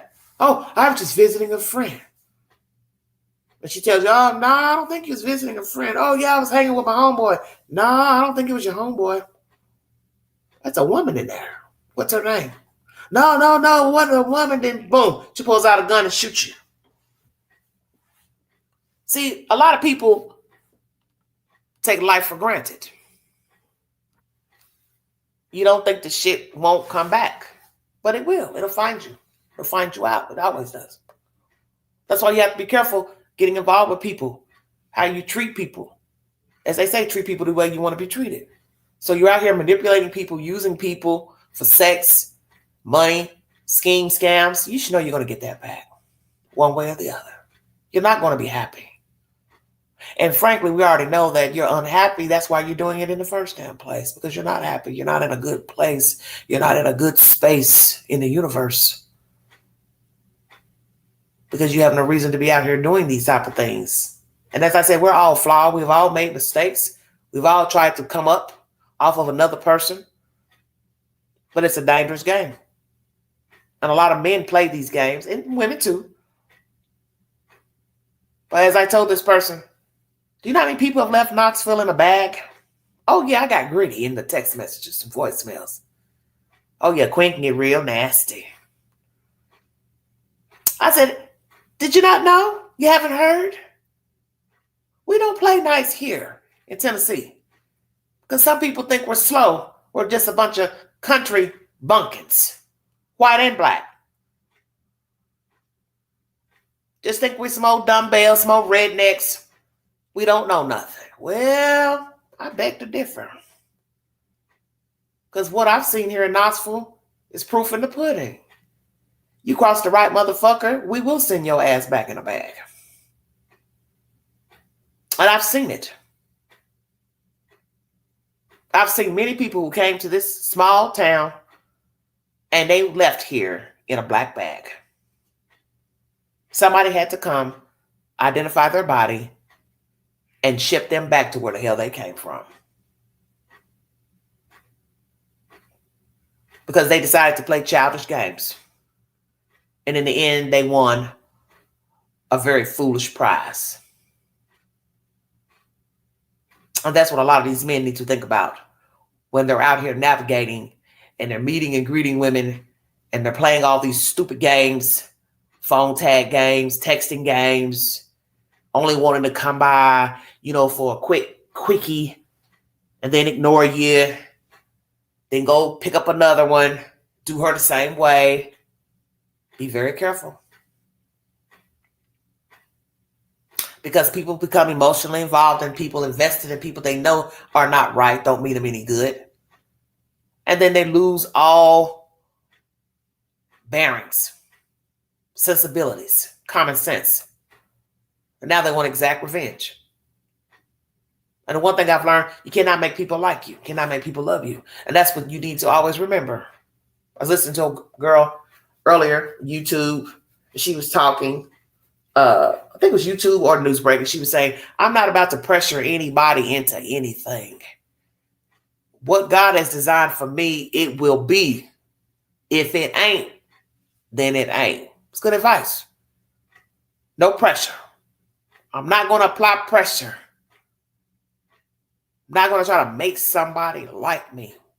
And I hope a lot of young people take that advice. Older ones too. Don't apply pressure where it is not warranted. They don't want to reciprocate. They don't want to talk. They don't want to text. They don't want to visit. They don't want to take you out. They don't want to help you out. They don't want to listen at you talk. They don't want to listen at you cry, moan. You don't need them. You can think about them all day you want in your head. That's your head. But they don't need to know. Other people, they don't need to know either. Learning that too. You don't want people judging you? Don't tell your business. You going around the mulberry bush with a fool? Don't tell nobody. Don't talk about it. Because eventually they're going to get tired of listening. They're going to start telling you. I'm tired of hearing this story. You know they don't like you. They don't care about you. They don't want nothing. They're mistreating you. Why you keep talking about them? Why you want them? So you got to check yourself. Yeah, why do I want them? Is it a challenge? Everybody's story is different. But know your worth. That's my advice to you. Know your worth. You don't need to chase anybody. You call a person today, and they say they're going to call you back. Give them time to call you back. Wait a couple hours. Next day, call them or not call them. It's up to you. But don't excessively call. Don't excessively text. Depending on what it is you're trying to, reach the person about. It's something important and I can see, you're calling and texting. But when it's a situation of trying to get to know somebody and you see they're not reciprocating, when you first meet them, of course, cut their ass off. Don't even waste your time. Here's something else I want to discuss with you all. Imagine calling someone's phone and they pick up. Ring, ring, ring. Ring, ring, ring. They say, hello? And you're like, hey, how you doing? Who is this?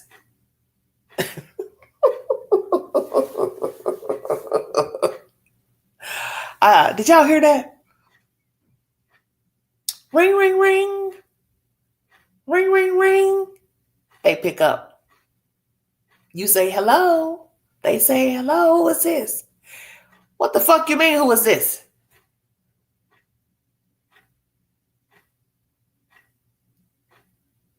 Lord, I hate to do this, but I'm going to do it. I don't care. Because somebody needs to hear it. Why are you asking somebody who the fuck they are and you gave them your fucking phone number? So that means you don't have their number in your contacts. Because if you did, you'd know who they are. You would also recognize their voice if you didn't save the phone number. Checkmate. Come on with it, Queen. And then the same person would say a week beforehand, oh, you don't call anymore. Why not?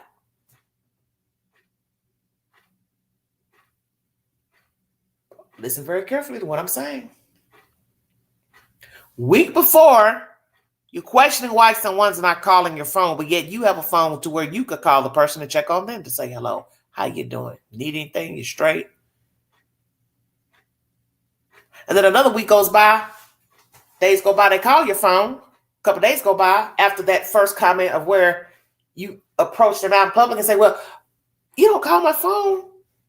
Then the person replies, well, okay, I'm sorry, I'm guilty. But then the person had to think, that's Queen. What the fuck am I saying? Hell, you got a phone, call me. What's the difference? Takes two, right? And then days go by, Queen calls again. You don't even know who I am. That's a good one. So that means you didn't save my number. Why not? But you like me. Oh, I just love you, Queen. People are so fucking simple-minded. I think the more I deal with people, I realize I don't like dealing with people. I'm a hard ass cookie to deal with and digest. I own that. I own every bit of Queen. From the top of my head to the bottom of my fucking feet. I am this way for a reason. Take it or leave it. But some of you people give others reasons to have pause about your dumb ass. I don't allow people to call my phone without putting their name with their phone number. What's the point? See, I take it as you don't save a person's name with their number because you don't want to. Hello? Especially if you have talked to them a few times. Why did you not save the number? Oh, let me save her number. Let me save his number. So here it is months later, almost going into a new year.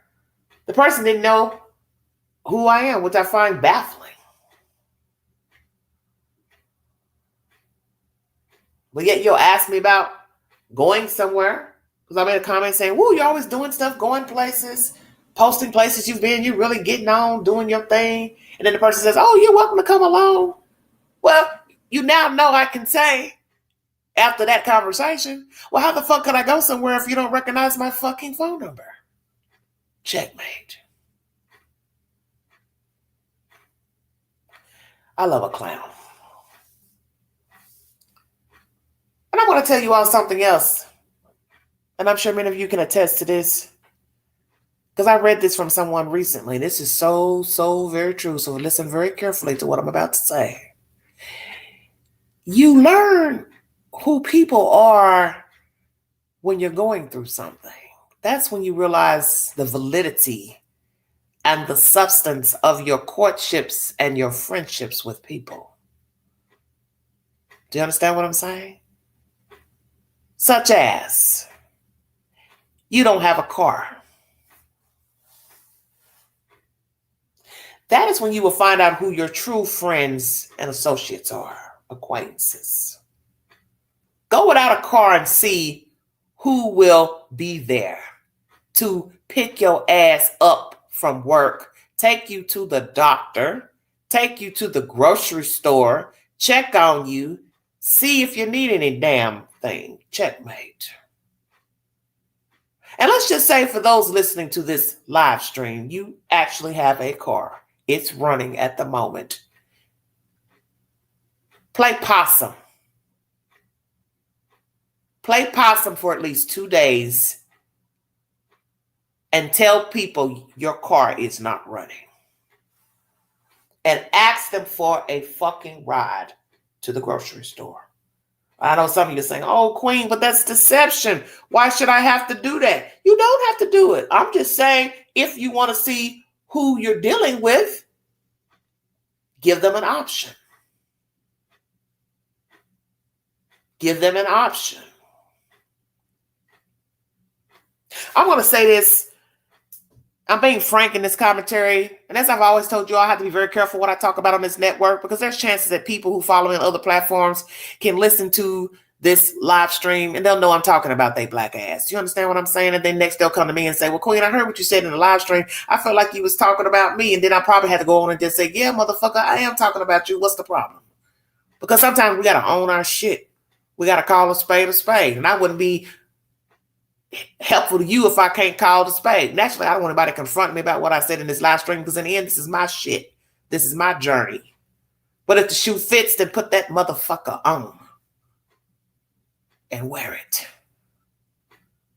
You see, people like to play mind games. Your friends, acquaintances. As I said, you want to see what type of people you have in your circle, tell them your car is broke down.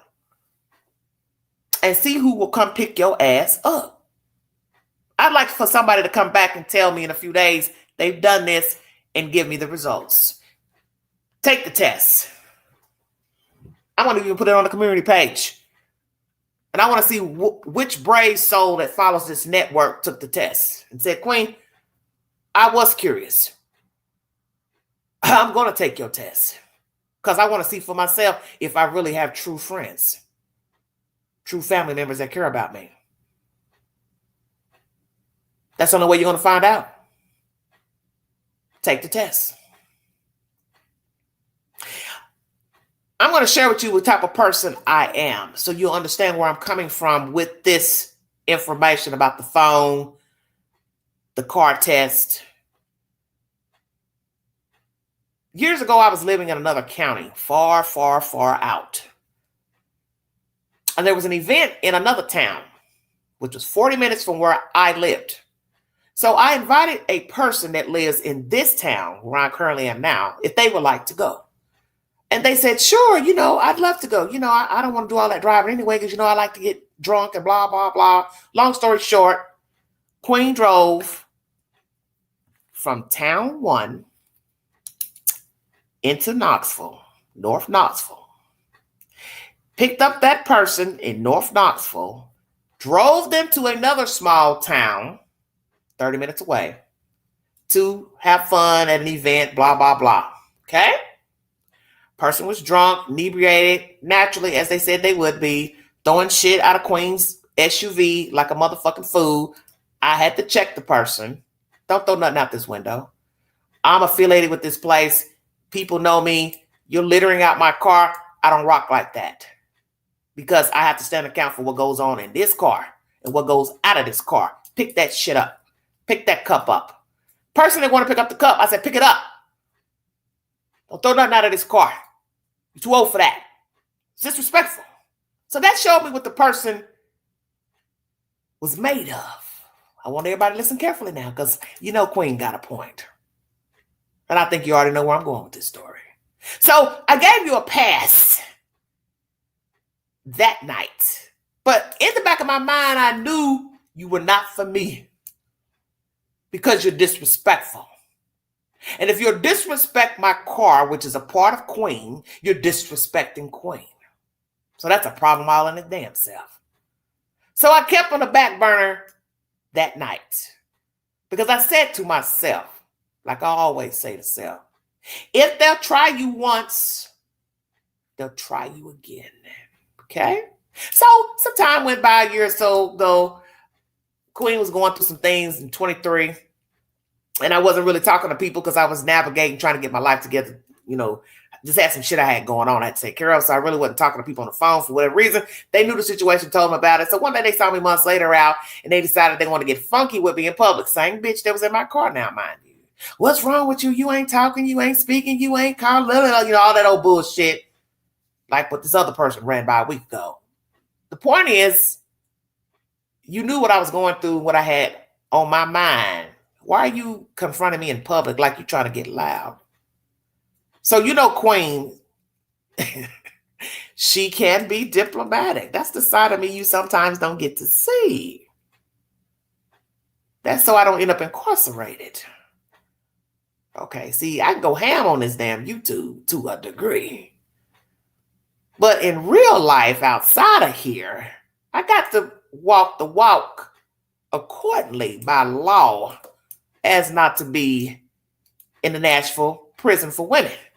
So I told the person, we were sitting outside the cafe where I love to go, and this was last summer. I said, you need to pipe that tone down. Yeah, I had to talk to her like a child. I said, you need to pipe that tone down.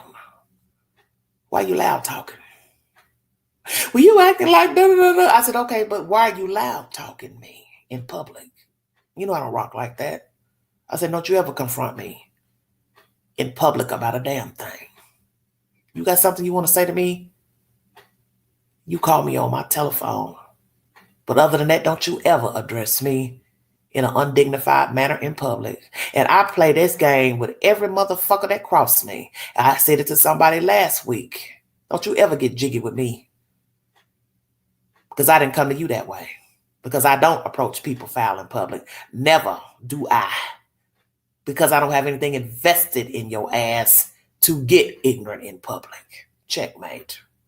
Now, fast forward. That was an incident probably a summer or two ago.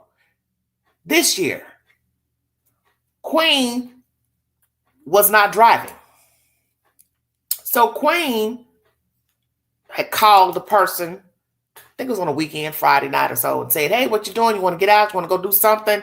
And they were like, oh, I just passed your side of town. I'm going home. No, I ain't going to want to get out because then I have to come back and pick you up. Blah, blah, blah, blah, blah. Long story short, Queen had to remind them of that winter that I picked her up from one jurisdiction to the other. And I also had a few drinks, but I wasn't, I wouldn't consider myself drunk because I knew I had to drive. And I'm not trying to be responsible for that life or any other life on the road. So the point I'm trying to make is I knew the day was going to come when I was going to have to tell her about herself. And that was the perfect opportunity when she said, oh, I'd have to do too much driving. So I said, well, wait a minute. I said, I didn't say that when I picked you up. Oh, she heard her cut me off. And I thank you. And I thank you for that night. Oh, I thank God because I know I couldn't drive because, I drink and blah, blah, blah. I said, yeah, but it's principle. I said, I drove from one town to Knoxville to pick you up. Then we drove to a whole nother town to go to a function. And you were able to enjoy yourself, pissy drunk and all. And I drove you back to your location. Then I had to go back to where I lived. So we're talking about 3 different towns Queen was circumnavigating in a night that took up her time, her gas money, all of that. And never once did I complain, and never once did I ask that bat for $1 for gas or nothing, because I invited her out.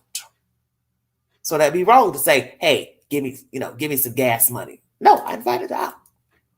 But to fast forward years later, you can't pick a person up and we live in the same fucking town? That's the whole point. Ain't nobody gonna live on the same side of town. That's just life. So when people come to you with that bullshit, they don't want to waste no gas. What's the difference? What's the difference between me picking you up? I'm still wasting the same amount of gas that you wasting, whether I drive an SUV or you drove a small car or I drove a small car and you drove a big SUV. Do y'all see where I'm going with this?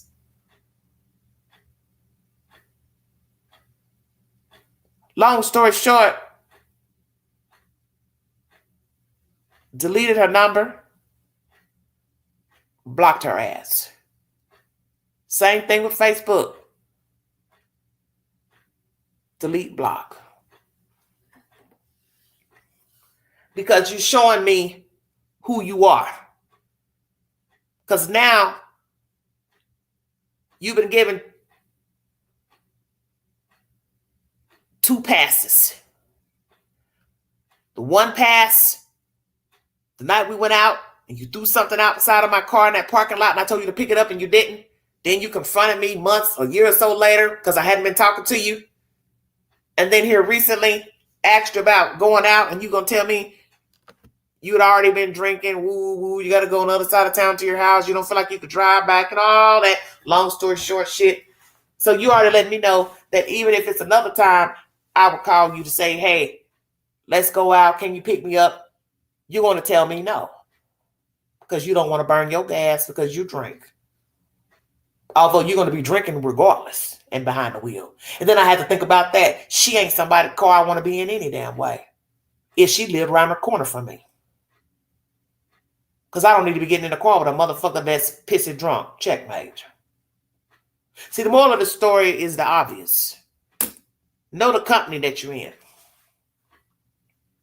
Everybody's not your friend. You got certain type of people that you hang around. They're not really true friends. They're okay to sip a little wine or a soda pop in their house, eat a little Cheetos or a salad or some food they cook. But when it's time to put the pedal to the metal, they don't come through. They don't come through. And that was the test. You can't come pick me up because, you had too much to drink that night. And frankly, I really don't want to be driving, doing all that driving. But it was okay when I did it. And I was going from town to town. I wasn't going just 2 towns. I left one town to come to this town to pick her up. And then we went to another town to a party.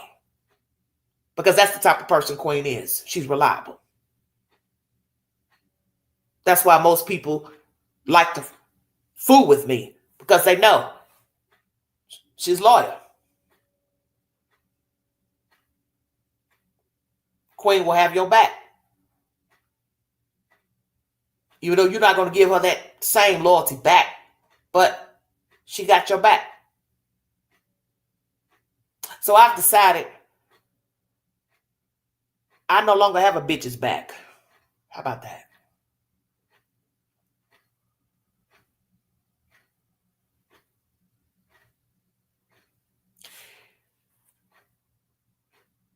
If you know a person is not driving, why don't you call them sometime and ask, hey, do you need anything? Have you been to the store this week? Can I pick something up for you, bring it to you, or pick you up and take you out? Do you have everything you need in the house? Like right now, it's winter.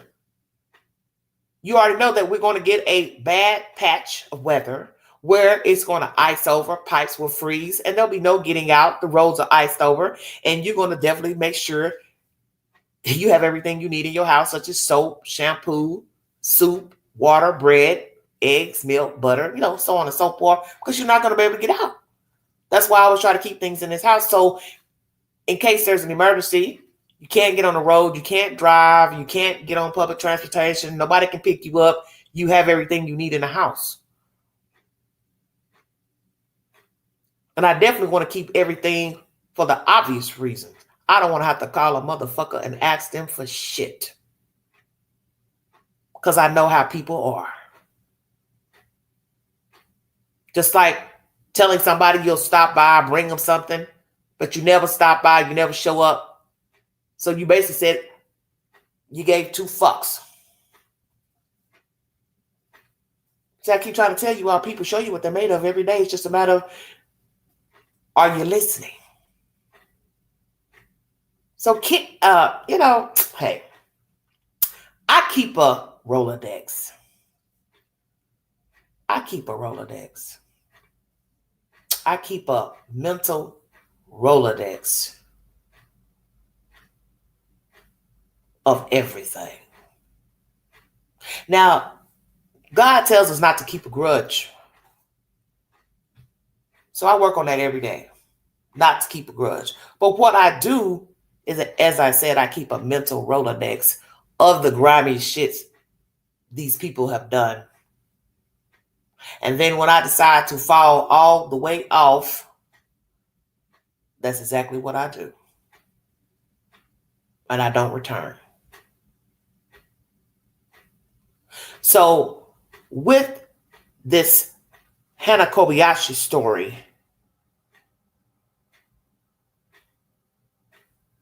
I can see to some degree why she would want to get gone.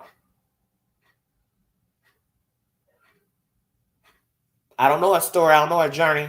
I just know there's something suspect with her story. I could be wrong. And I can stand on it if I'm wrong. It's no big deal. But I can identify with her journey if it's She was having courtship, relationship problems with people. And she said to herself, I'm just tired of dealing with people. I'm tired of expectations. I'm tired of being, misled, duped, used, manipulated. I don't give a fuck no more. And I want to fall off. And there's days I feel like that. I don't want to be bothered. I don't want to be up here. I don't want to be on any other platforms talking about nothing, sharing pictures, commentary. I don't want to talk about nothing. And I think my body was telling me that today when I couldn't get up. And I was telling myself, well, I didn't feel sick. I didn't feel like I had the flu, but I felt weak, or I just felt like I could not move. And I thought, well, you're not inebriated. You don't feel sick. So what's going on, Queen? As the old folks will say, maybe God's trying to tell you something. But I came up, made myself get up to do the commentary because I don't like the stories to keep running, and I haven't brought an update to anything because that's how I get behind. But I don't have to go live. That's the point. It's a choice. And there's days I feel like it's all for nothing because I don't get the just due that I feel like I deserve up here on YouTube. It's the same game. See, the game's the same. So I told myself today, could you stop doing it all? Going live, posting other platforms. Just take a mental break. Because I'm going to be truthful with you. As I was talking about the cell phone business earlier during this live, all the screen jumping and app jumping and getting locked out of Google years ago, I told myself then maybe God was trying to tell you something. With the YouTube. Maybe it's not for you. Because really it takes up a lot of your time and you value your time. And I do value my time. I like my freedom to roam. I like my freedom to do what I want to do. And trying to update stories and bring the content, read it. Sometimes I don't show myself. People don't like that. It's always a complaint. I tell myself, what is it all for? You're not really making any funds, enough money off of it. People saying, oh, you should have more viewers. You should have more of this. Well, you say something you all don't like, then you unsubscribe. So contradictory. Because see, this business is just like real life. A motherfucker gets mad and they taper off. Checkmate. It's the same game. Nana boo-boo, I don't want to talk to you. I'm going to unsubscribe. It's the same game. Dealing with fly-by-night motherfuckers. Dealing with people who act like they're your friend and cordial to you. They don't even have your fucking number saved in their fucking phone. But then in the same breath, they're going to ask you to travel with them. I'm not traveling with no motherfucker. I already told you about that. Years ago, the experience I had going to New Orleans. That was a very bad trip. Only a few people know what happened on that trip. Very reason why I will never travel with anybody. Ever.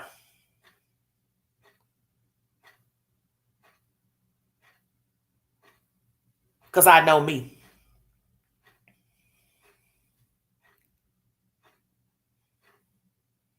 All right, Perspective. Thanks for lying. Because I got my ways about myself. And I navigate a certain way. I got my own blueprint. And I am a funny bird. I own all of me. As I said, I own all of Queen. And I ain't going to make no more apologies for who I am either. Either take it or you leave it. But I'm not about to be pushed around by anybody. That's why I like talking to young people, because I want to give young people a reason to get up in the morning, put their shoes and pants on, and do them. You don't want to have any regrets. You don't want to be out here fooling with crazy nonsense, getting yourself wrapped up in nonsense. You want to try to have a wholesome, productive life. Yes, you're going to make mistakes, but you need to try to rectify them and keep it moving. You need to treat people accordingly so as you don't have bad karma in your life. But you still can have bad luck even if you're out here doing right by people. So you think. It's just the way the world is. But less stress is what I want you to understand. You don't need the stress and the aggravation from nonsense. Because you see, when you deal with chaos, your life becomes chaotic. Common sense. And why have it when you didn't sin for it? So when you see the signs that a motherfucker is full of shit, they're lying, they're trying to manipulate you, con you, bamboozle you, run like hell. And see, the flip side of what I'm saying to you is somebody will say, well, you can't run from everything, you can't hide, and you can't. No, you just want me to hang around and kiss your ass. There's a difference. You know, Queen of calling spade a spade. See, kissing your ass ain't a part of the program. Because, you know, people love to say that. Oh, you're a runner. You like to run. Well, I might be the runaway bride. Don't worry about it. Because you have to do what's best for you. It's called peace. So if getting peace means running, then hell yeah. I'm Flojo all damn day. So I've decided to go into the book of life and do some deleting and blocking. I advise you to do the damn same. And I advise you to do it regularly, not just because it's the end of the year. You don't have to kiss anybody's ass because Christmas is coming. You didn't have to kiss anybody's ass because it was Thanksgiving a few weeks ago. Know the role that you're playing and play it well. And know that when you are ready to bow out of a situation, you have every damn right.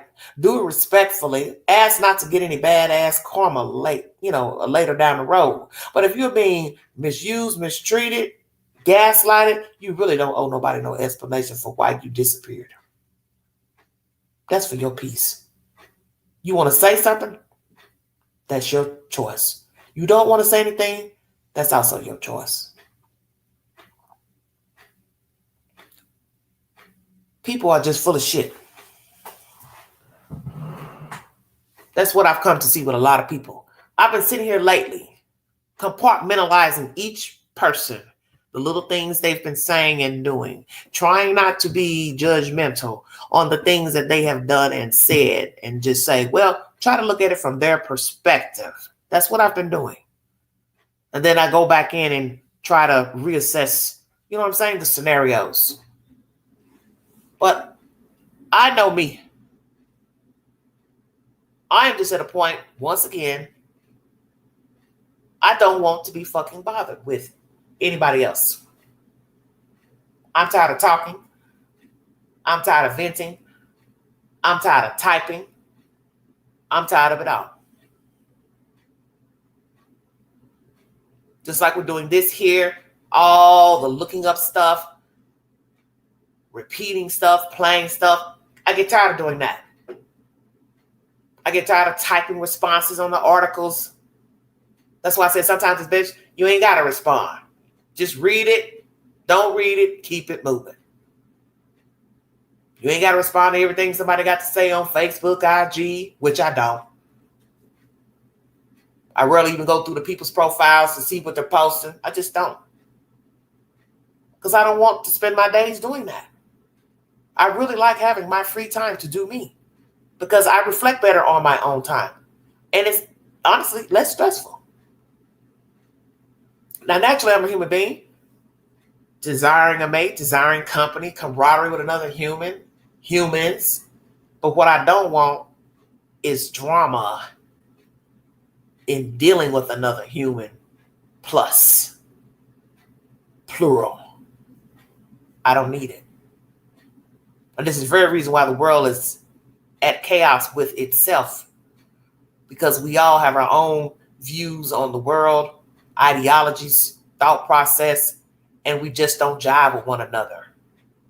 And then we act a donkey's ass and act out, and now it's a true crime story and a news broadcast and a YouTube video.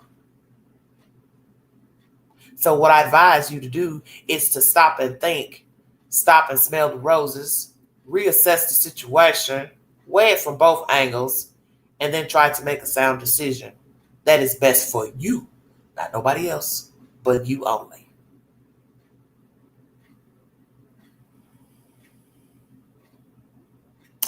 Thank you, Perspective. Glad I could be of some use, sweetheart. I'm going to stop here. I'm not going to hold you all. But I just decided to give you some things that was on my mind about the world, things I'm noticing. People not having boundaries, people disrespecting the earth, disrespectful to the animals, acting like you're an animal and you're not, acting like the animals owe you something. Know your place. Know your place with two-legged creatures as well. Know when to run, know when to fold. Know when you're doing too damn much yourself. Know what to expect from people, not to expect from people. Know that they're human and they will disappoint you. Know that nobody owes you anything.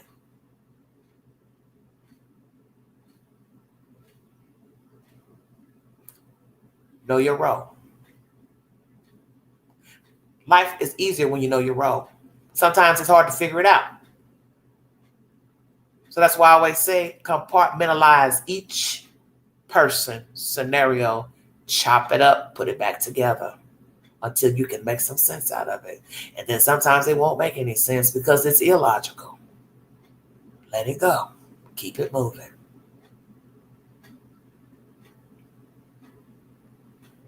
Could I disappear right now? Get off of some of the platforms? I sure could. Could I not look back and talk to the people I've been talking to? I do believe I could.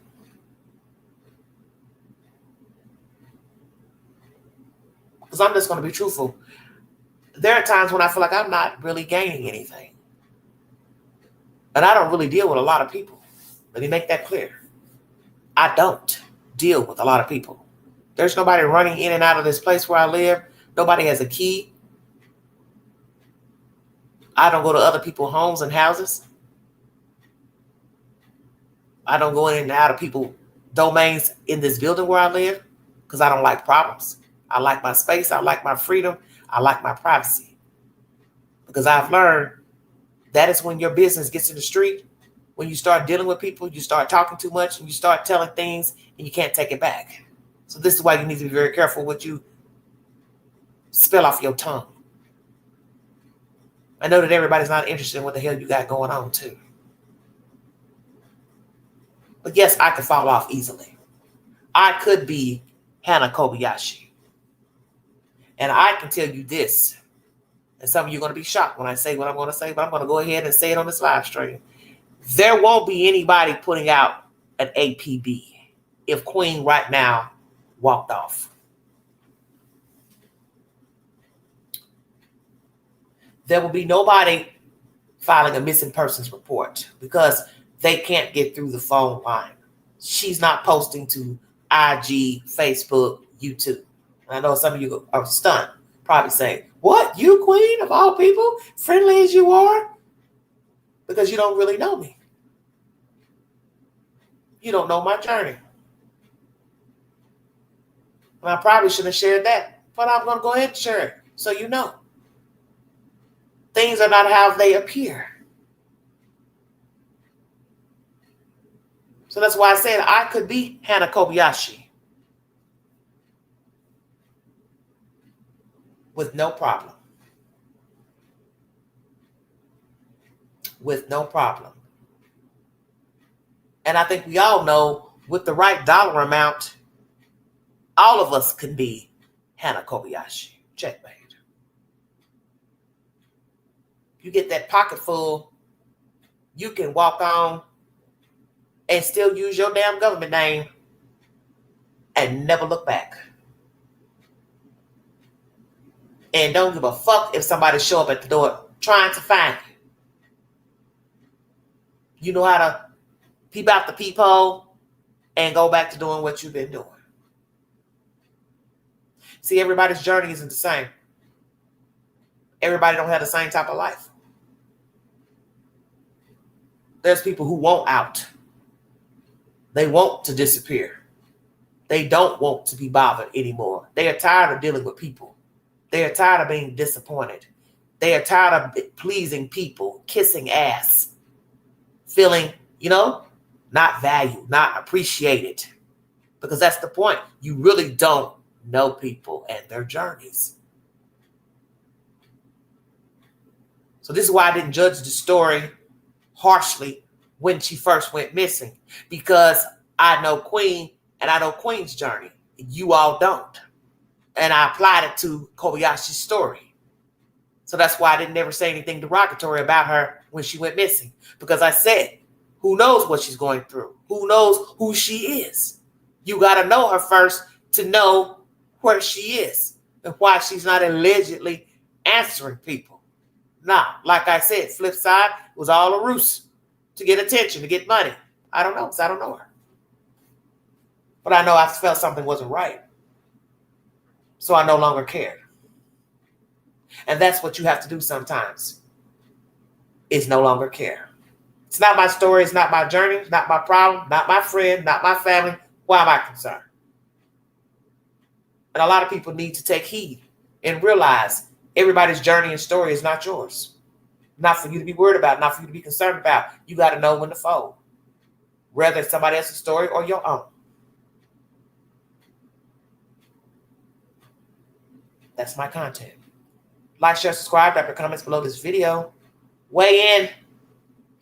Take the test. Tell somebody this week you do not have a car. Access to a car. Your car is messed up. It's in the shop. It's acting up. And then ask a person to give you a ride somewhere. And see if they do it. I'm going to put the test on the poll. And you come back, if you're willing to dare, take the test. To see if you actually have good friends and family. You're welcome, Rebecca, anytime, sweetheart. You take this test. It may sound petty to some, but my father is the reason why I put that out there. Which was a petty test he had years ago about liking a guy. And then he's trying to tell me, trying to see if this guy would try to talk to, a certain person I knew. But I told him I don't have time for those type of games. But this to me is more important than petty girl, guy type stuff. You want to know what type of friends you have. You want to know what type of acquaintance you have, co-workers you have, family members you have. Tell them you don't have a car. You're not asking for money. You just need a ride. See who will volunteer to make a way for you to get from A to B and then back home. Take the test. If you'd like to donate to this great network, $Big 129 Cash App. Stickers and chats are always welcome during the live stream. Thank you so much for joining me in this diverse live where I vented, brought you information of breaking news, updates to storylines, tied it into real life events. You entitled to agree or disagree with the information during this live. But it's just my own personal feelings on certain situations and my personal opinions and also my journey. The holidays are nearing again. Christmas. Be aware of your surroundings, your faculties. Beware what you post on social media. Also, tell your children to do the same. Go in groups at night. Take some things home to unload and then go back out to reshop. Be careful taking too many things to your car because someone could be watching you in the parking lot and also at your home. Keep your lights on and off. On, inside, and outside of your house, To make somebody think there's somebody in your house, do not let any type of mail parcels pile up outside of your house or your door or your hallway. If you live in an apartment building, ask not to have anyone steal your items. And make sure you monitor your purchases on your credit cards, Cash App cards, as not to have identity theft. And beware of anyone selling anything that's stolen, hot goods, because you still could get yourself robbed. Please be aware of your faculties. Christmas is almost here. Prayers for the little ones, they get what they want for this Christmas. Prayers for those who are homeless, nowhere to sleep. Please check out my community page. There's an interesting broadcast that was done pertaining to the homelessness rate here in Knoxville, Tennessee, and the high rate of rent. We surpassed other cities the past 2 years. And it's a very interesting video. Please watch it. It's very informative. They are also going to do a part 2 next week to that said commentary. Know that somebody doesn't have a home tonight, and they won't have a home Christmas. They're sleeping outside. They're sleeping in their car. They're sleeping in a shelter. So you have a reason to be grateful if you have somewhere to stay. May not be where you want. May not be the best place. But for now, you are staying warm. And I pray that you'll be able to keep that place until you do better. And that's what we always need to focus on, is doing better. You don't have to stay in the place that you're in. Just remember, it is just a stepping stone. God has control. He is Alpha and Omega. He is running the journey. Nobody else. Happy holidays, everybody. Please stay safe. Glad to have you all here, and I'm glad people enjoyed the content. Replay if you came in late. And I'll be back with more stimulating content and commentary. Follow the Queen on the Newsbreak app. I'm a little bit behind over there on that network because it takes a while for my content to upload over there. So I can't put it out as fast as I do over here at YouTube. I also have some shorts in the YouTube queue. And if I don't talk about a story in a live stream, I make a short because they give us 15 seconds to 3 minutes to bring you all updates and breaking news. Go to my community page, take the polls. After this live stream, I'll put up a poll pertaining to the car test. And I'd like to see how many people took it and how many people responded and offered you a ride to wherever it is you needed to go. Oh, how you doing? Hey, sweetheart. Hello, Renee. That's okay, sweetheart. Hello, how you doing? You came in late. You'll have to go back to the replay, honey. 2 hours and 31 minutes. I'm out of here. Happy holidays, everybody. Movie of the week, Married a Baller and Crescent City. Both playing on the Tubi app. It is worth your time. And also some other movie suggestions are on the community page as well. For those of you that like mysteries, horror movies. Excuse me. Thank you so much. Number 32. What's that, Buffalo? Hey, Autumn. Thank you. Thank you so much. Y'all are so good to the Queen. Now, I'm going to get in here, get myself under some covers. We've had nothing but rain today. Yesterday, it's been very groggy, foggy out, and I believe that's probably why my physical being was not the best today, because the weather was just so dreary. I just could not move. So I'm hoping I get better tomorrow, some momentum, because I do need to get out into the world. So you all have a wonderful week. Once again, be safe, everybody. Merry Christmas. Happy holidays. You have been listening to the Vault XL.